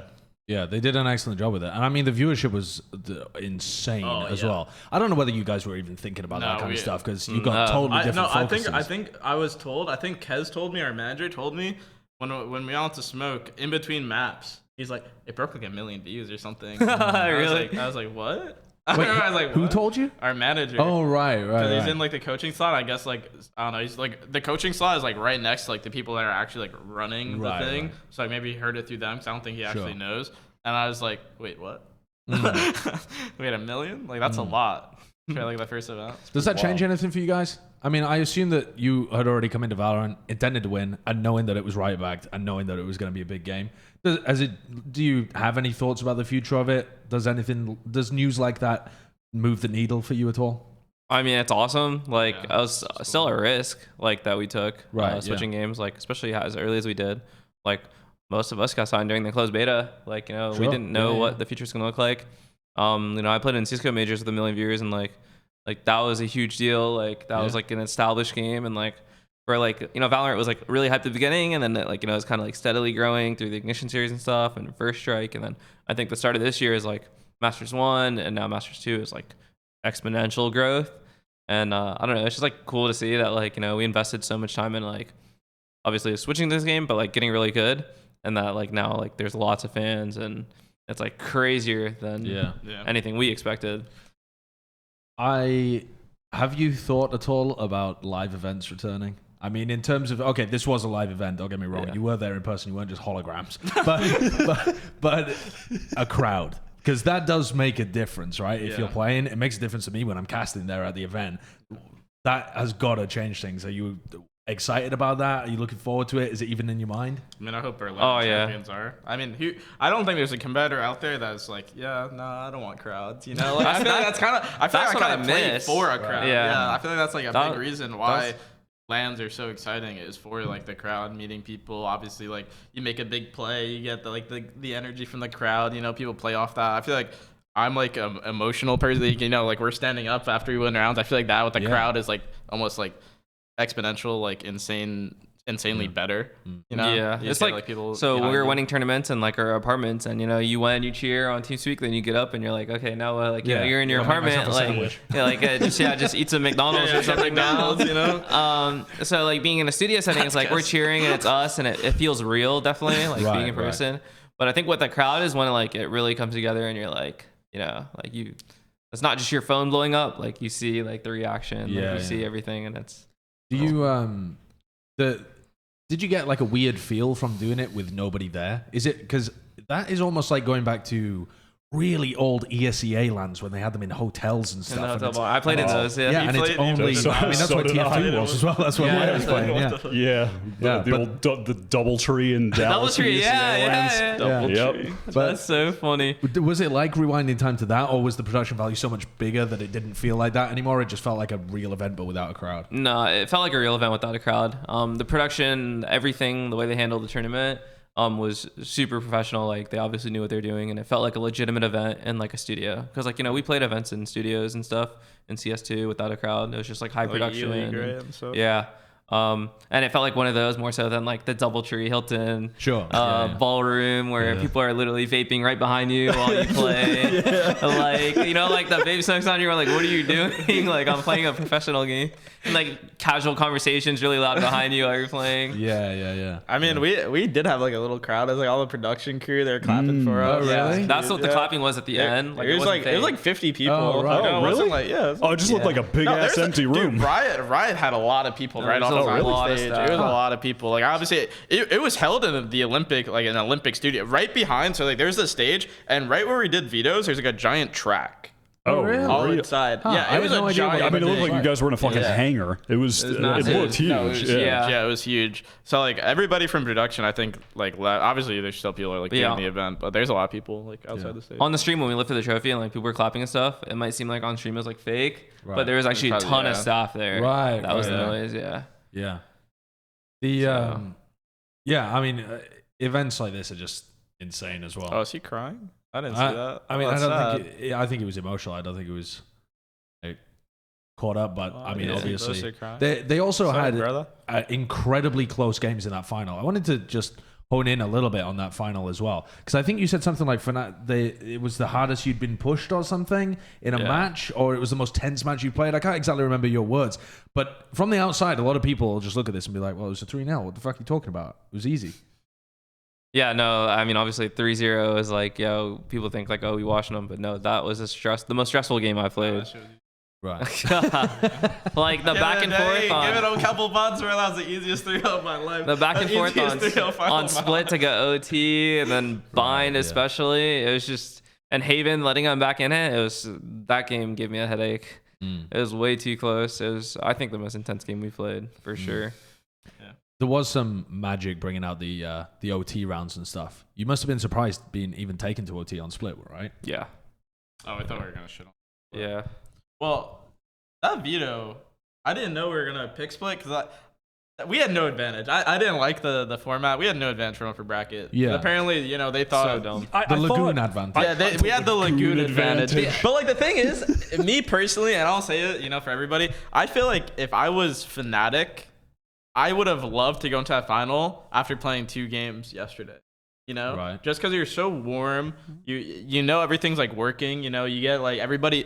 You've been through all these situations. You've learned through like the losing maps, whatever. You played in like a high pressure situation because it's an elimination game. You have all these like advantages, and like our advantage, we're not gonna watch the game. We're gonna watch like a VOD. We're not gonna watch it live. We went to the Lagoon and relaxed. That's not No, really. me and Hunter left early, remember? We And- watched the games. Oh, you watched the games? Yeah, Yeah. I stayed at the Lagoon for like literally hours. Just So, like, pruning. I could go on for Yeah. hours. Me about and this. Tyson, do you know that picture? It was just me and Tyson there. It's me, Tyson, and our video guy. We're having the time of our lives. Yeah, so like they said, like I talked to League Ops, I was like, yo, even in Masters 1, like we had a veto advantage or something. least Like, a what's veto. going on? Like, is this the actual rule book?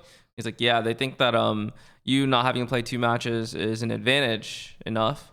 And I was just like, oh, like, I mean, I obviously gave my input was like, that's not like more stage time is like less stage time is not an advantage, like having more time on stage and playing on lane setup is actually more beneficial to me in my opinion, because when you go back to the prac room, like you're playing on 60 ping or whatever, it's completely different than playing like LAN matches and like getting that experience on stage. And without a veto advantage, it was like, okay, well, we could go to the series winning more maps than them and still losing the tournament. Sure. Yeah, that was the one thing. I think I said it before we even played. I was like, we go 4-3 in maps against them and we'll lose. And like, Yeah. we'll Yeah. get second. I was like, And then people say that, well, the other advantage is that you have a whole day to prepare for them and, watch these games is like, well, you don't know who you're playing. Like, you don't know who's going to win. So you can't prep for 2 teams at the same time. So, like, I left the Lagoon early so I could, like, watch the games, obviously, I wanted to. But like I can't prep for 2 teams at once. Like Right. so I'm watching the games, but I still don't know. Like the game was really close at the end. Like it wasn't until like 10 p.m. at night where I knew who were playing, and then that's when I can start the prep. Right. Is like so no, it's not a whole day. It's like literally late at night. Like when they get to start their prep is like when I get to as well. I just don't think it's really an advantage. It's not like it's like I feel like that'd be an advantage if it's like we're playing like hockey, you know, like an actual sport where it's like Hockey. Wait, I don't know. Just like an actual sport, basketball. Okay. Like an actual sport, a physical sport where it's like, oh, they're like tired. Your players are less It kind tired, of right. takes them out. Yeah, I feel yeah. like I could like we play games 12 hours a day. It's like it's normal, dude. It's not like Yeah, obviously playing an a extra match, BO3 is not like it's a not really struggle. that tough, Right. you know. Right. So. I was under the impression that they were gonna do. You guys got 2 picks or something. No, that's what I would be okay That's with what that. Masters 1 that's was. That's a veto Yeah, advantage. And like, I'd be fine with that. We had no advantage at all. I was arguing that we should even take Team B and let them pick like the higher seed. So we get because like in my idea, I was like, well, let's just get sides. You know, like there's Well, you have to play all 5 of yeah. maps So I was anyway, like, we're gonna play 5 maps. Well, this obviously it's 2 different theories. Like I was like, well, if we play 5 maps, we'll get 3 sides, you know, Right, out of the 5. But Shah's obviously what we went up. I was like, we don't have to play all 5 maps. We could just like play split, you know, get our good maps. So argument was that like so if we're like we know we're gonna pick split, I know that they're gonna pick bind. Yeah.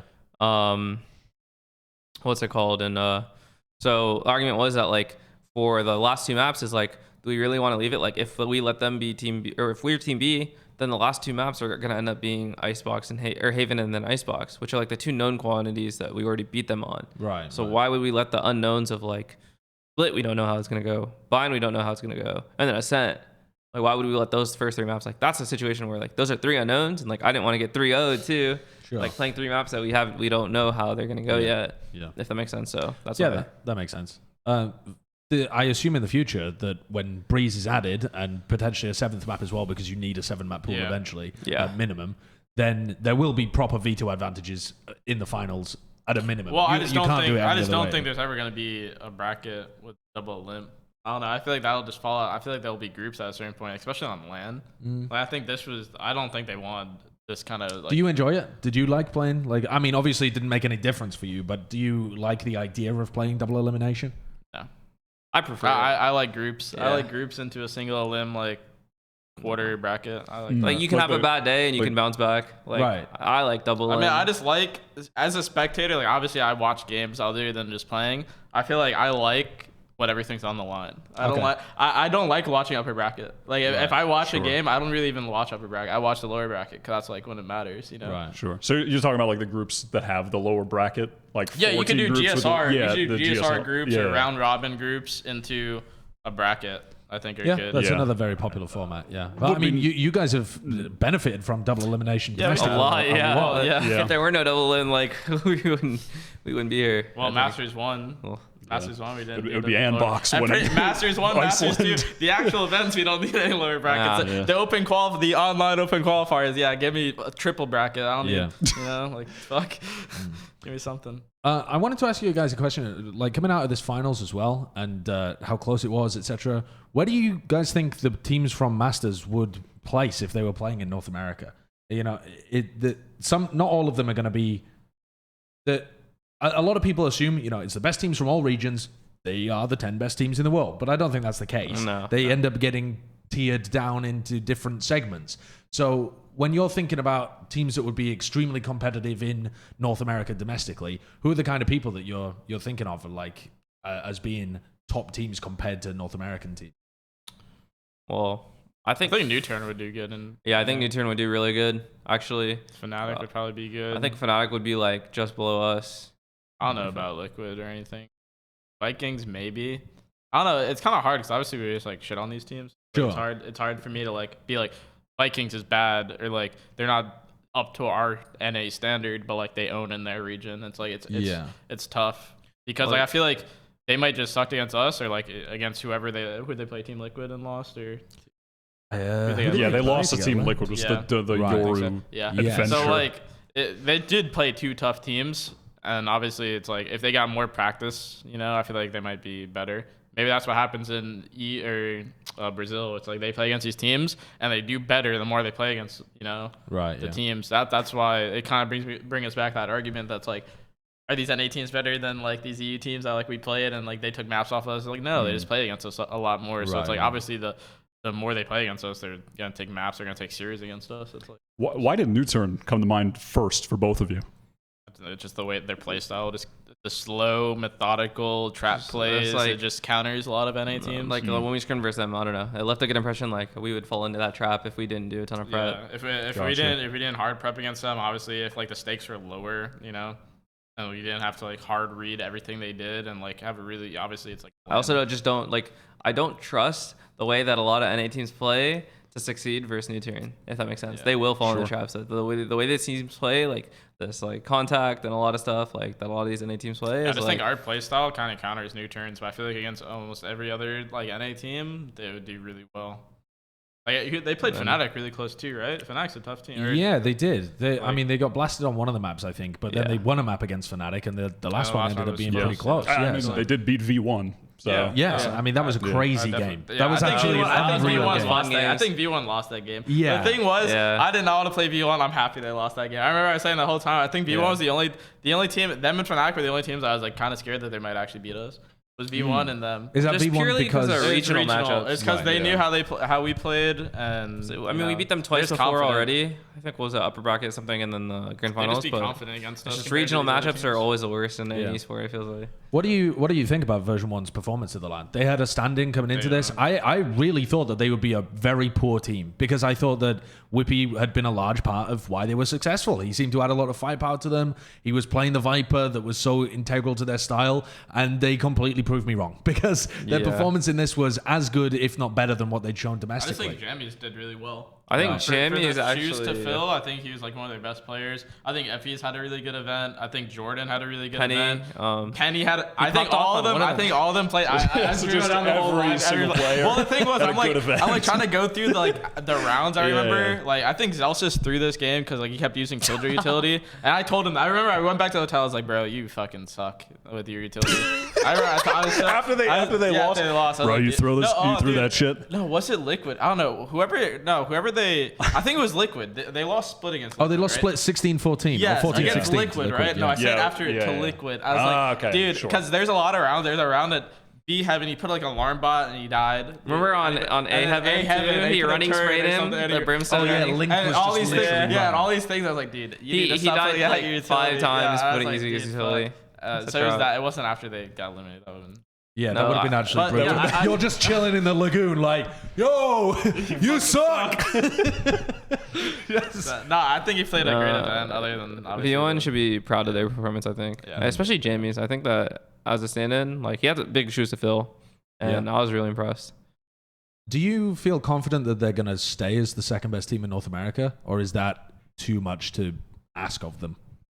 I think they have the potential. I think it's kind of what these other teams are. I think it's up to the other teams. I think they're the team to beat.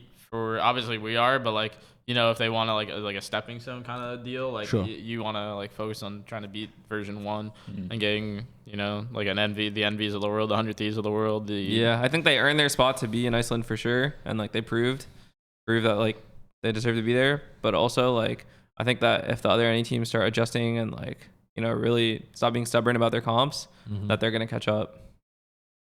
I mean, speaking of comps, one thing I did want to ask you guys: you were the only team that played Reyna and you won.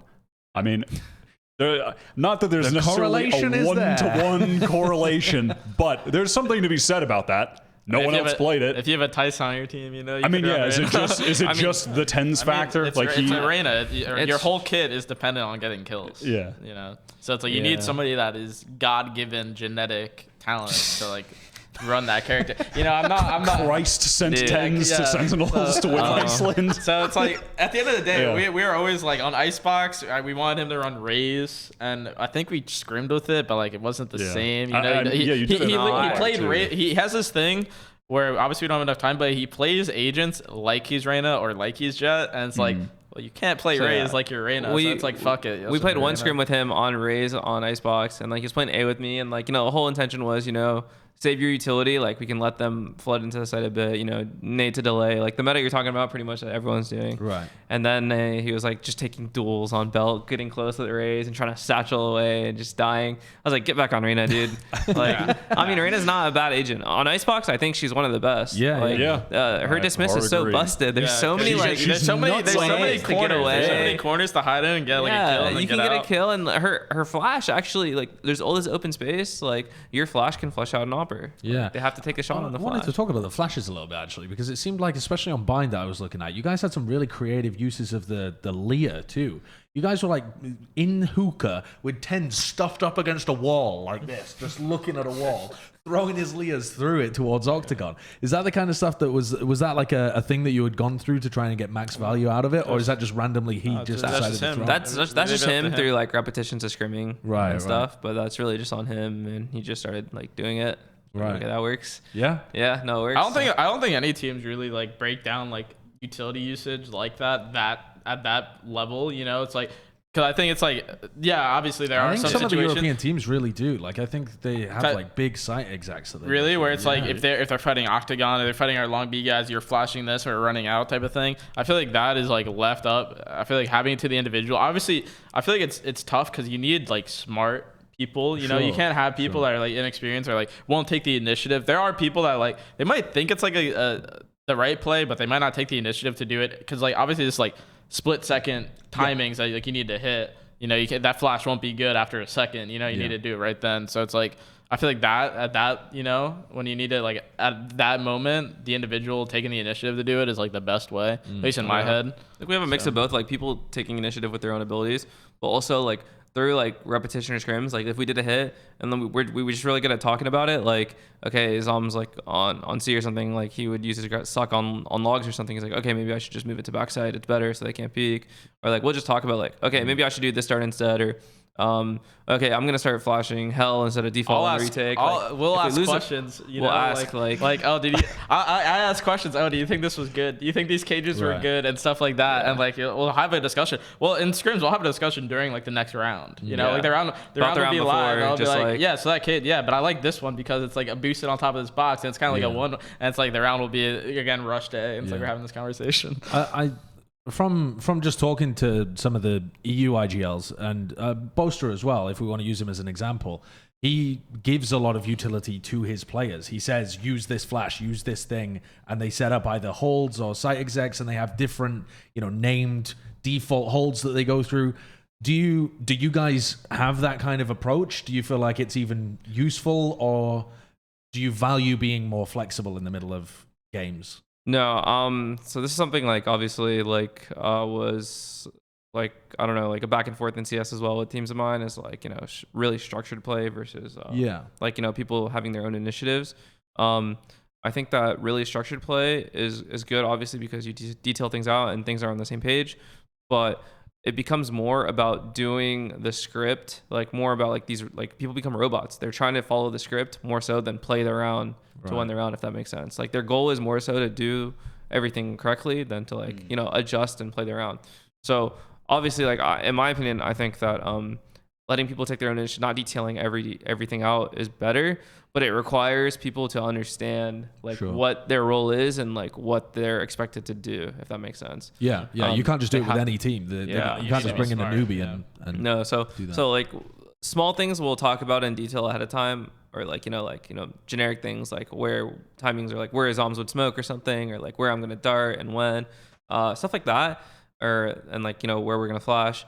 But when it comes to like the smaller things, it's like people are going to take their own initiative, and then we just talk about it and see like, okay, would it have been better if we did it this way in the scrim? Or would it have been better if we do it like this? And then, okay, next time let's try it like this. Next time I'm going to shock dart this, or I don't know. It's just like we're really good at talking about these things in a scrim to make it productive. Right. Yeah. One of the other things I just wanted to touch on with the comps, and especially with the meta right now, is just the use of Killjoy. Just because their utilities, it stacks well with the other post-plant utility, just having the additional mollies. Like, I mean, V1 were just always lined up for some post-plant shit going on with their 19 mollies that they had available. And a lot of the other teams, like Fnatic, Magnum plays Killjoy. You guys just don't play it. I mean, you don't play Killjoy. You specifically, you specifically, you don't play Killjoy. But it's just never been a part of any of your comps. I personally, I did try. I tried. I mean, it was a while ago, so I might try my hand at it again because like I do see like the insane value from Killjoy.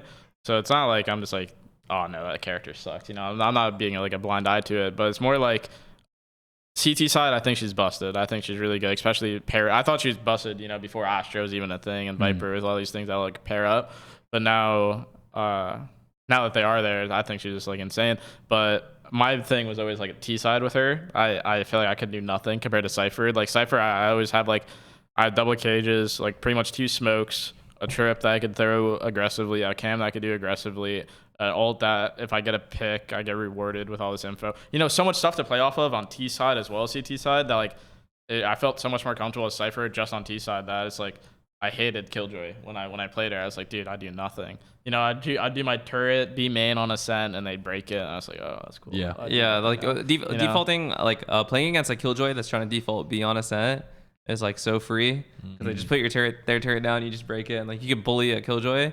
But Cypher is way more annoying because then they cage and like cam and like you don't know where they're hiding, and like Cypher just has more options, and that's kind of what we followed.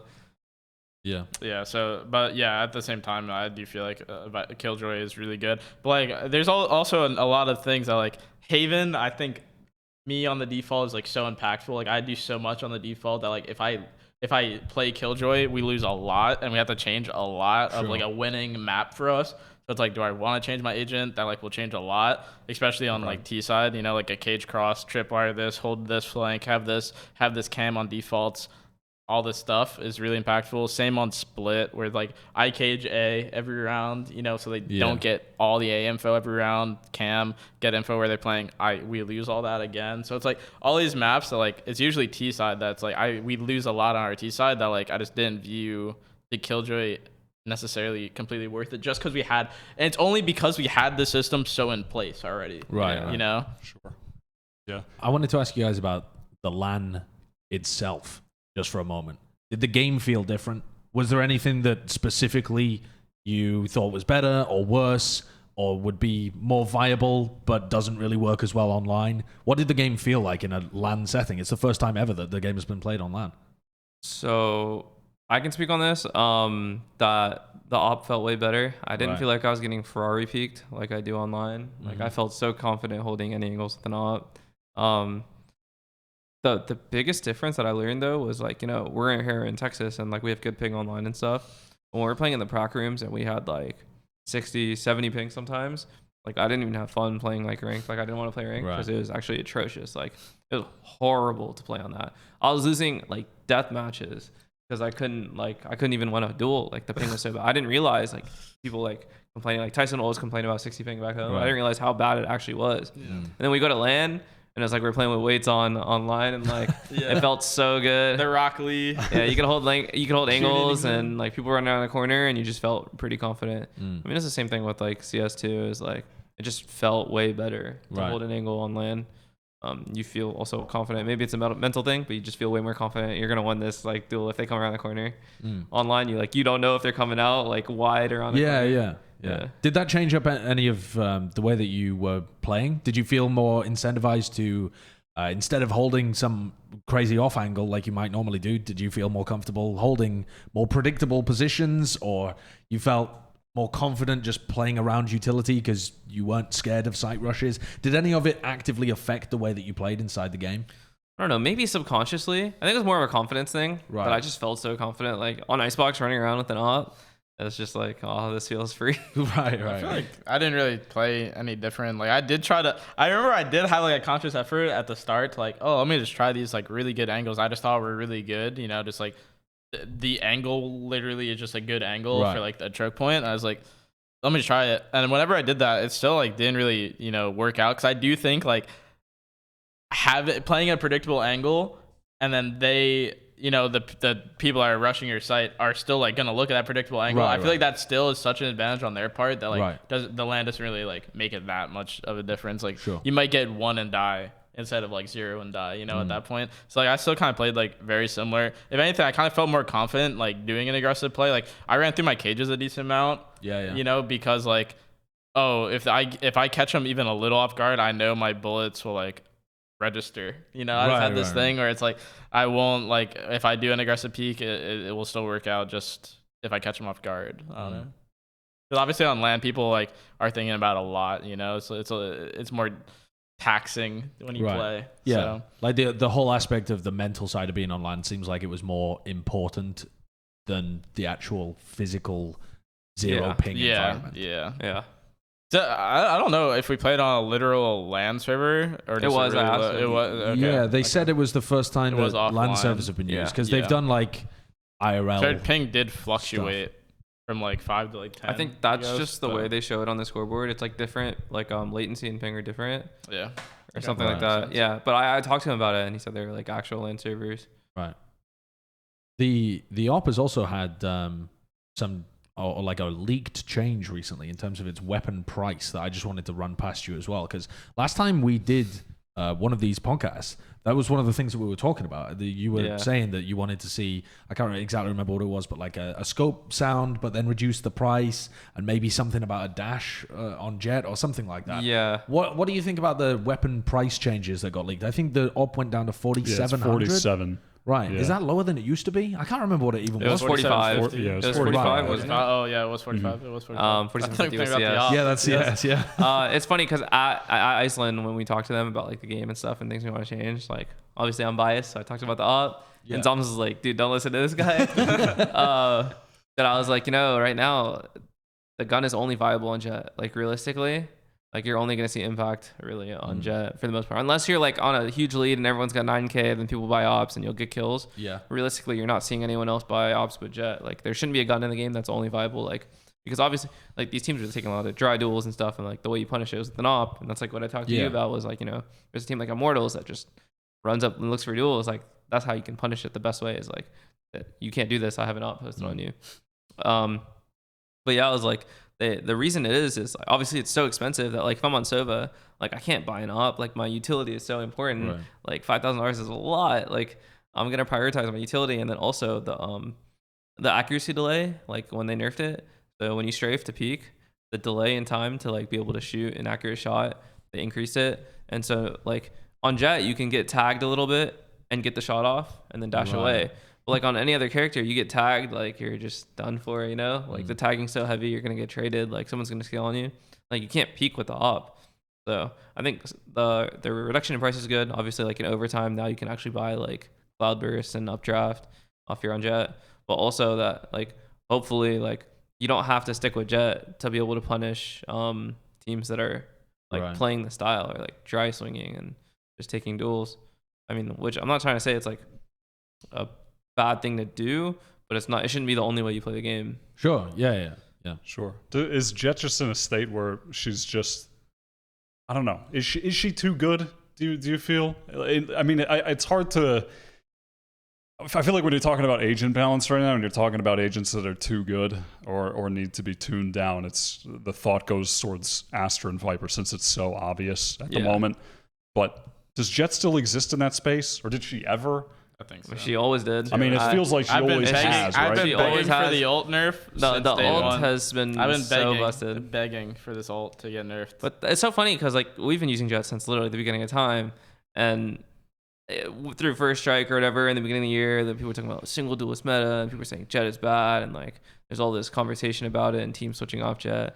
And the whole time I'm thinking like, they didn't even change the character. Yeah. Who decided that this character is not good anymore? Like she's still the most OP agent. I feel like we get a ton of value out of her. Yeah. And like a lot of the teams that made it towards the top were all running Jett. Yeah, she had the highest pick rate. I mean, it is fucking wild how little Cypher was played at this event. I think me and Magnum were like the only two people who played Cypher. Yeah.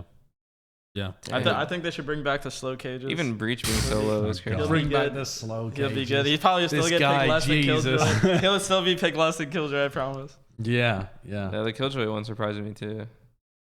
What were the other weapon price changes? Are you able to find those? Frenzy 450, Stinger, Oh yeah, down to 900. I think it was on Valor Leaks. Yeah. Marshall's Valor down Leaks to Twitter. 900. Bulldog, Guardian got changed. And they changed the judge price too. Yeah, Judge got. Yeah. What's the feel on the judge right now? You all like the judge? Yeah. I feel like Das nerf needed to happen for this gun to be nerfed. You know, like we owe it to him. Like shout out shows. Like Yeah. Oh yeah. Here they are. Here they are. Are there any other changes in here that you feel like are going to be impactful? Obviously, the operator one to me is the largest. Or I guess it's only.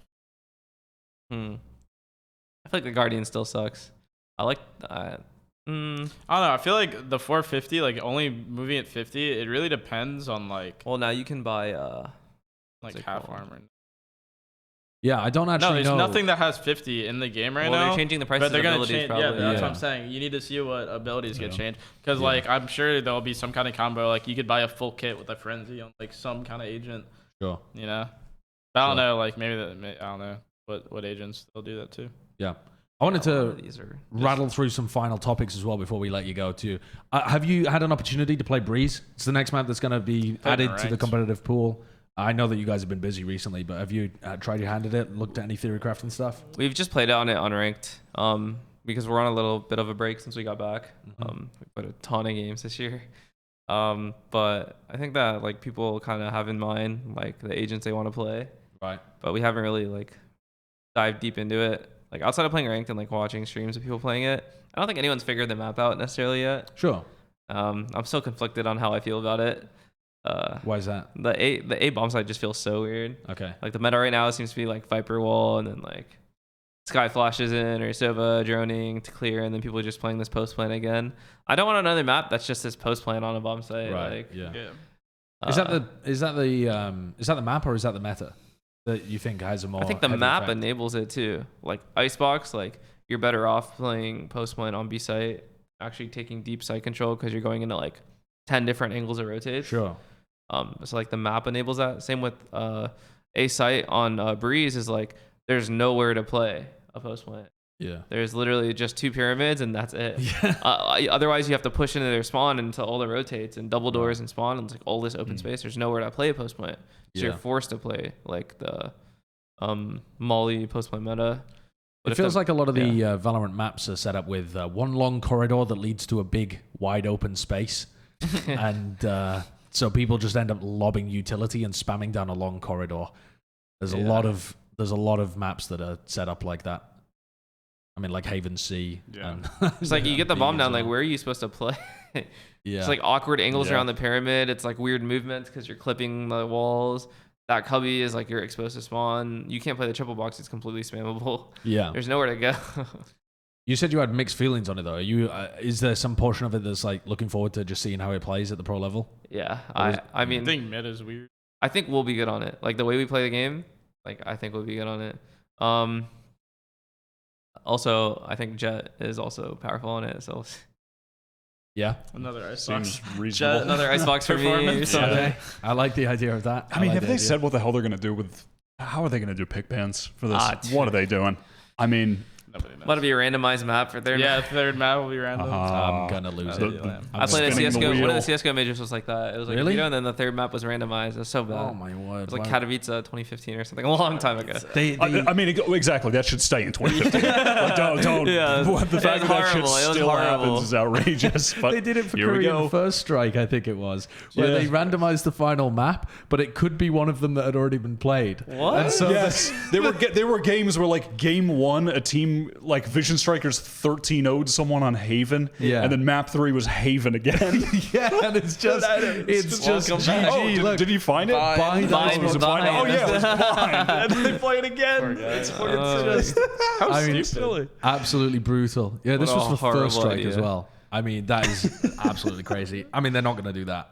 There's surely, Haven. right? They 13-0. What? Yeah, it's just unreal. 13-0 on Haven and then 13-8. That happened earlier on Bind as well. It happened twice in the same tournament. It's just absolutely mental. The final topic that I wanted to go through here before we release you back into the wild of Texas is the potential winners and losers of the NA roster shuffle that's going on right now as well. There's a bunch of stuff that's happening behind the scenes, I'm sure, and there's little trickle-ins of juice that are coming down to us, the common plebeians, that, I mean, Wyatt knows much better than me. The first one that springs to mind, though, is the report that Envy were looking for a replacement for Caboose as well. Envy have been a team that have been up there at the top alongside you guys at various times, challenging you. They had a long period of time where they were not able to beat you in the Well, they only slightest, beat us in one. and then they beat you in one event. They only Yeah, beat us in one. yeah. And I'll say Okay, that's all right. They weren't qualifier. challenging you. They weren't one event, challenging and it you. was seeding. It's a qualifier. Okay. Everybody calm down. Okay, all right. Let's all not right. paint this picture like they're right there. You know. Okay, We all right. beat them 8 times. They beat us. So- I like those guys, but What do you think? What do you think the issue was for Envy for not being able to take to that next step? And do you feel like they're on the right lines here with the changes that they're trying to make? I think so. It seems like their comps, like the roles they have, were always like a question. Like they would change like pretty often. And I think this was really good, but I think that he was kind of stuck on duelists, and they seems like they needed someone to actually play like Astra or Smokes, Right. and yeah. not like delegate that to Mame if he's gonna be Oping. Yeah. Because how do you stare at your map and play like an RTS while looking at your crosshair and Oping? Like it made Yeah, no yeah. sense to me when I watched them play that. Like I think that they need to like define out their roles proper, and maybe that's like the intentions they have making the change. Yeah. I don't know whether this report actually said who any of the replacements were. Does anyone? I don't think there remember? was. I don't think so. I don't think there's any public Yeah. idea as to what's happening All right. for the What, replacement specifically. what Yeah. what the heck else was going on, Wyatt? What else is happening? I don't know. T1. Ton of shit. Oh, T1 with the T1 days stuff or- as well. yeah. Yeah. I mean, you guys had actually a shaky showing against T1. yeah, The- they almost beat Dude, us. they were- if booed you. Hunter didn't own on Icebox, we lost. Yeah. I that actually, would've changed the entire course of Valorant history. Badass. yeah, it's crazy to think about, huh? Yeah. No, I actually think they were really good. Like in that, like I when didn't we think played they were them, bad at all. I thought they were really good. That's why I'm Who knows? The surprised. thing is, like, they could be good, but like they might. I think that was like a personality, you know. It's like Sure. things outside the actual game that like makes those changes happen. Yeah. I don't yeah, know who yeah. else they lost to, but I feel like if they're playing someone else, they would have won that. Mm. Like, It felt like they had a very strict style as well. They were extremely slow, methodical kind of team. yeah, That maybe just a stylistic thing against you guys as well. yeah, no, Yeah. it is. Sometimes we feed into the teams that play really slow. Yeah, yeah. Yeah, we Yeah. get antsy or something.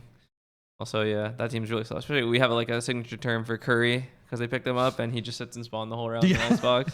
Yes, he does. He just sits in that little corner. Yeah. I remember he used to kill us all the time. It's like, holy shit. Any no play we make, no read we have or whatever. If we're on a flank, like Curry's gonna be in spawn, It'll be like- 10 seconds. They'll do like their patented 10-second execute. and he's still buying and he'll guns. be in spawn with like 10 seconds left, and the bomb's not even down. I'll be like, really? Yeah, no, I always say, I was like, dude, are you having fun up there? Like, you're not even playing the game. What else was there? Was it, Was it like TSM making a change? yeah, TSM making any further changes though? FTX. Oh yeah, Yeah, TSM. Say their full name, guys. TSM They can't even do FTX. that apparently. TSM FTX. Yeah. Apparently they can't even use I that or have it, something. Drone No, had it. they I can't. played with Drone, and he had it in his No, they have it in their name, but I saw. They're an not allowed to use it article. in the broadcast for Valorant or okay. Riot. Yeah, Yeah, they're yeah. just going to be TSM. Oh, Dude. yep. Zoom in on what was that? League of Legends. That's Baron, come on. I don't play the game. I have I no was idea saying about that. FTX can give me 1% of that. I'll be ShahZaM FTX. You know. Okay. All right, just trying to search for personal sponsorships on the podcast. Don't worry about that. This show is not sponsored as well, FTX, if you're interested. Yeah, I mean, please, I mean, honestly. FTX. We- Flat Chat. Yeah, we won't even just 1%. No, that's way too much. For 0.1. us. Give us 0.1. Give us a trickle. 0.01, Just- honestly. just- I don't give a shit. Spit on us with whatever's left of your wealth. Spit on us. Yeah. Oh, my mouth. What the fuck else was there? I don't know who else there. FaZe? Jonah P going to Immortals or something? Oh, yeah. Is that something that I Yeah, saw? wait, Yeah. Oh, Inbox got JC Stinney. Yeah. Oh yeah, yeah, I yeah. think that's a side grade for Immortals. Like, I don't know. That might even be a downgrade. Jonah. So, well, For JC Stinney JC. left Immortals because he wanted to like search for something better. Yes, Yeah. yeah. But then I feel like Inbox, I don't know if that was an upgrade for him. I think it was more so probably better contract or something. Right. Yeah. Because Or a we better scrimmed against environment. before we left for Iceland, we scrimmed against Xset, and like I could bet money that their tryout was JC Stinney. Yes, Like, yeah. I was mean, so it confident. Just felt like it. Like I thought he was gonna go to Xset. Like Yeah. I just knew like this guy playing with JC Stinney, but it surprised me that he went to Inbox. Do you feel like that Unbox team has a lot of potential? They did reasonably well in like their run up towards the qualifier. Yeah. And yeah, they've been like a team that's. I feel like it's hard to say they've been on the come up. They haven't really been like a tier 1 could win a tournament kind of team, Yeah. but they've been hanging around there looking like they have some potential. Is this pushing them to the next level, you think? No, I agree. I think they're a team that has the potential to like be pretty competitive, but I don't see them winning like any tournaments or anything. Right. Not Like, immediately at after the least. Semifinals. Yeah. Mhm. One of those. Yeah. But you need to do that. You know, it's kind of hard to be like from like whatever like top 8 or like under the top 8 team and just be like, yeah, let's just win an event. You kind of got to start small. It's like they're Stepping building stones. something. Yeah, Though. I think yeah. JCC needs Heading to in pick the up right for them. direction, probably. Was there anything else? I'm trying to think. FaZe. We're playing with jammies instead of Marved. Oh, yeah. That's kind of interesting. I mean, Jammy's pretty proven at this point. Pretty good opportunity for him, honestly. Yeah. Just Iceland Yeah. in general. I mean, No. he definitely turned up. Yeah, I think Jeremy's earned a spot on some kind of good roster that like actually Definitely. competes. When you guys are thinking about going back to compete domestically in challenges, whatever the fuck it's called, stage 3, challenges Regional. 1, whatever terminology they want to use, for the next thing coming up, the qualifications to Berlin. When you're thinking about that, who in your mind are competitive teams that you're going to be aware of or respect within North America? Who's number 2, 3, 4 in your heads? It's gonna be the usual suspects. Like I think Envy, 100 Thieves. Who else is there? Got like Gen.G. Oh, Gen.G. Yeah, they were doing well. Like FaZe through version Masters 1, 1, they did well. Cloud9. Yeah. I feel like they just bombed version out of the 1. Open qualifiers. I And feel like, I don't know. C9. Oh, dude, C9 did pretty well. C9 did They good. almost made it to C9 did really Iceland. good. I wonder what they're gonna do with their roster too, right? Didn't they have like Zeppa Boys. and Yeah. Boys Yeah. we were saying or something? Yeah, Yeah. Zeppa's just on the bench So, preparing. I don't He's know. just training. I don't know. A lot of these teams are coming out. A lot of these teams are coming with with new rosters. Even Luminosity, aren't they changing players or something? I Yeah, guess. yeah, oh yeah. Oh, yeah, It's Thief and Thief Stellar. and Thief. Stellar. Yeah. Yeah. Stellar was So- their IGL as well, yeah. Yeah. Who knows, dude? Like it's impossible. It's a wild. to It's say. a wild. I mean, West yeah, it is area. chaos, That's isn't why it? I'm not looking forward to open qualifiers again because now we're playing all these new rosters on honeymoon. Yeah, and we don't know what That to is expect. kind of nuts that you just win the first lane we and had then to you just play have to an open reset in the qualifier. open Yeah. qualifier. We, Playing we, did, Breeze we, as well. did, we did All complain. good. We have complained Yeah. about it. Playing Breeze too. But the thing is, it is like a whole new thing. So it's like, Yeah, of course. Yeah, it's and also you've booked your ticket to Champions at this point, I believe. Yeah, There Berlin is doesn't really no matter. way that anyone else Yeah. can stop you getting to Berlin doesn't really Champions. matter Yeah. for us. But obviously, we're still going to try. still It's wanna a land. LAN. Yeah, of course. But you can start. I guess, does that change anything for you in terms of feeling a bit more comfortable? Oh yeah, of course. Yeah. We have no pressure to like actually. Obviously, we just have pressure of like we're the best team, so like we want to like show that we're the best team. But it's not Yeah. like, oh, we need these points. You Yeah, know? It's yeah. like Yeah, it's I like a think different. when It's the like pressure we circuit- put on ourselves. When the circuit got announced, like the ultimate goal was just going to Champions. Mm. Like when we're playing through all the stages, like all we're thinking about, like we're calculating like the points and stuff. And now that like we're going there, like it's definitely like way Yeah. more comfortable.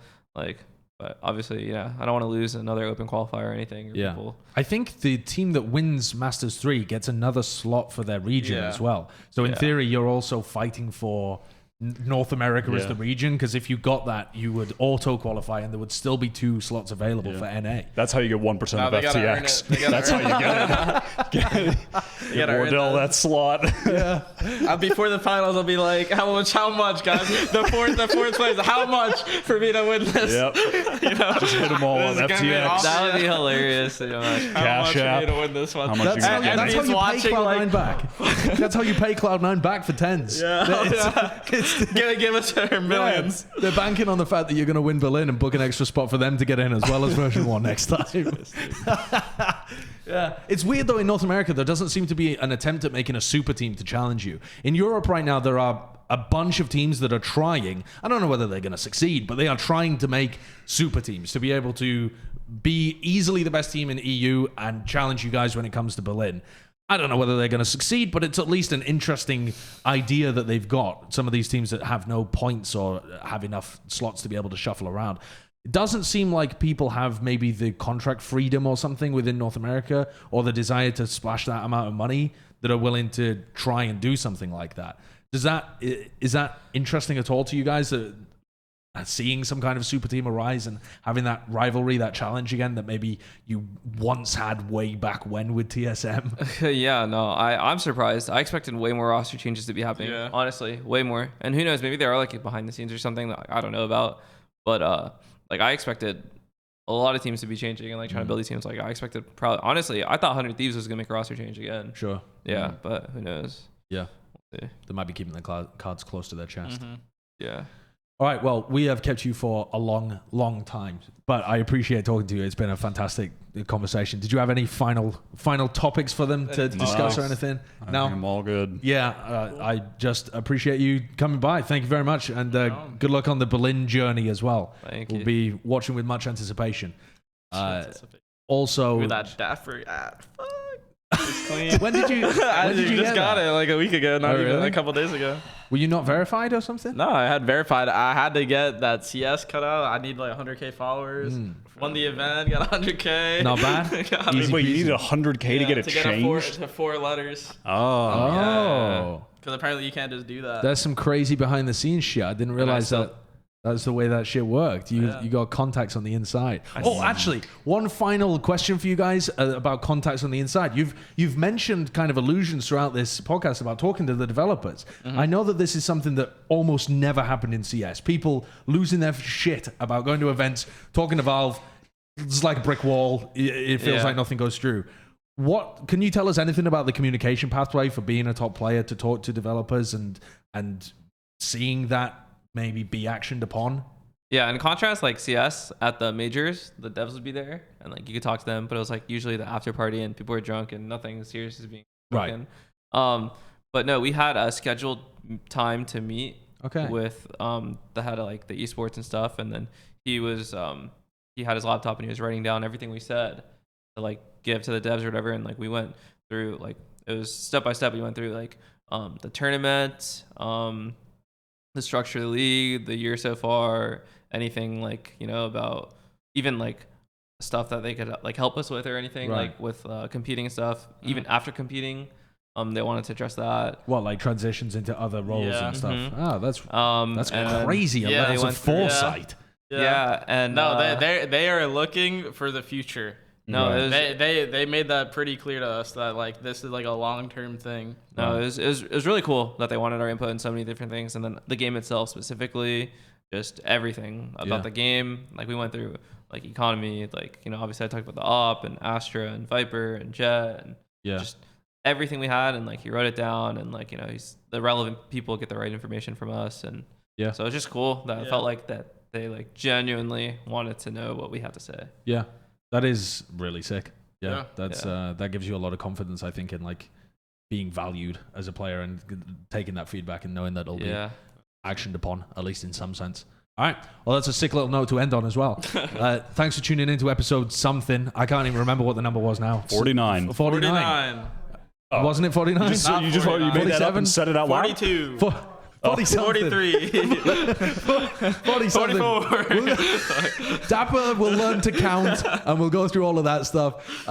Subscribe to the YouTube channel if you're interested in seeing more content like this. I'm not sure how many other pros we're going to be able to find just hanging out in the same city that we live in. I don't think that's very likely, but we'll be carrying on doing interviews with other people online.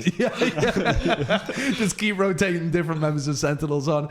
No, but I appreciate it very much, and you can catch us on regular episodes coming back next Monday. Do we normally do them on Monday? I mean, if we can find a guest. Yeah. Everyone. Next Monday or Wednesday. You'll figure it out. Just subscribe. You'll see it in your box. All right. Bye.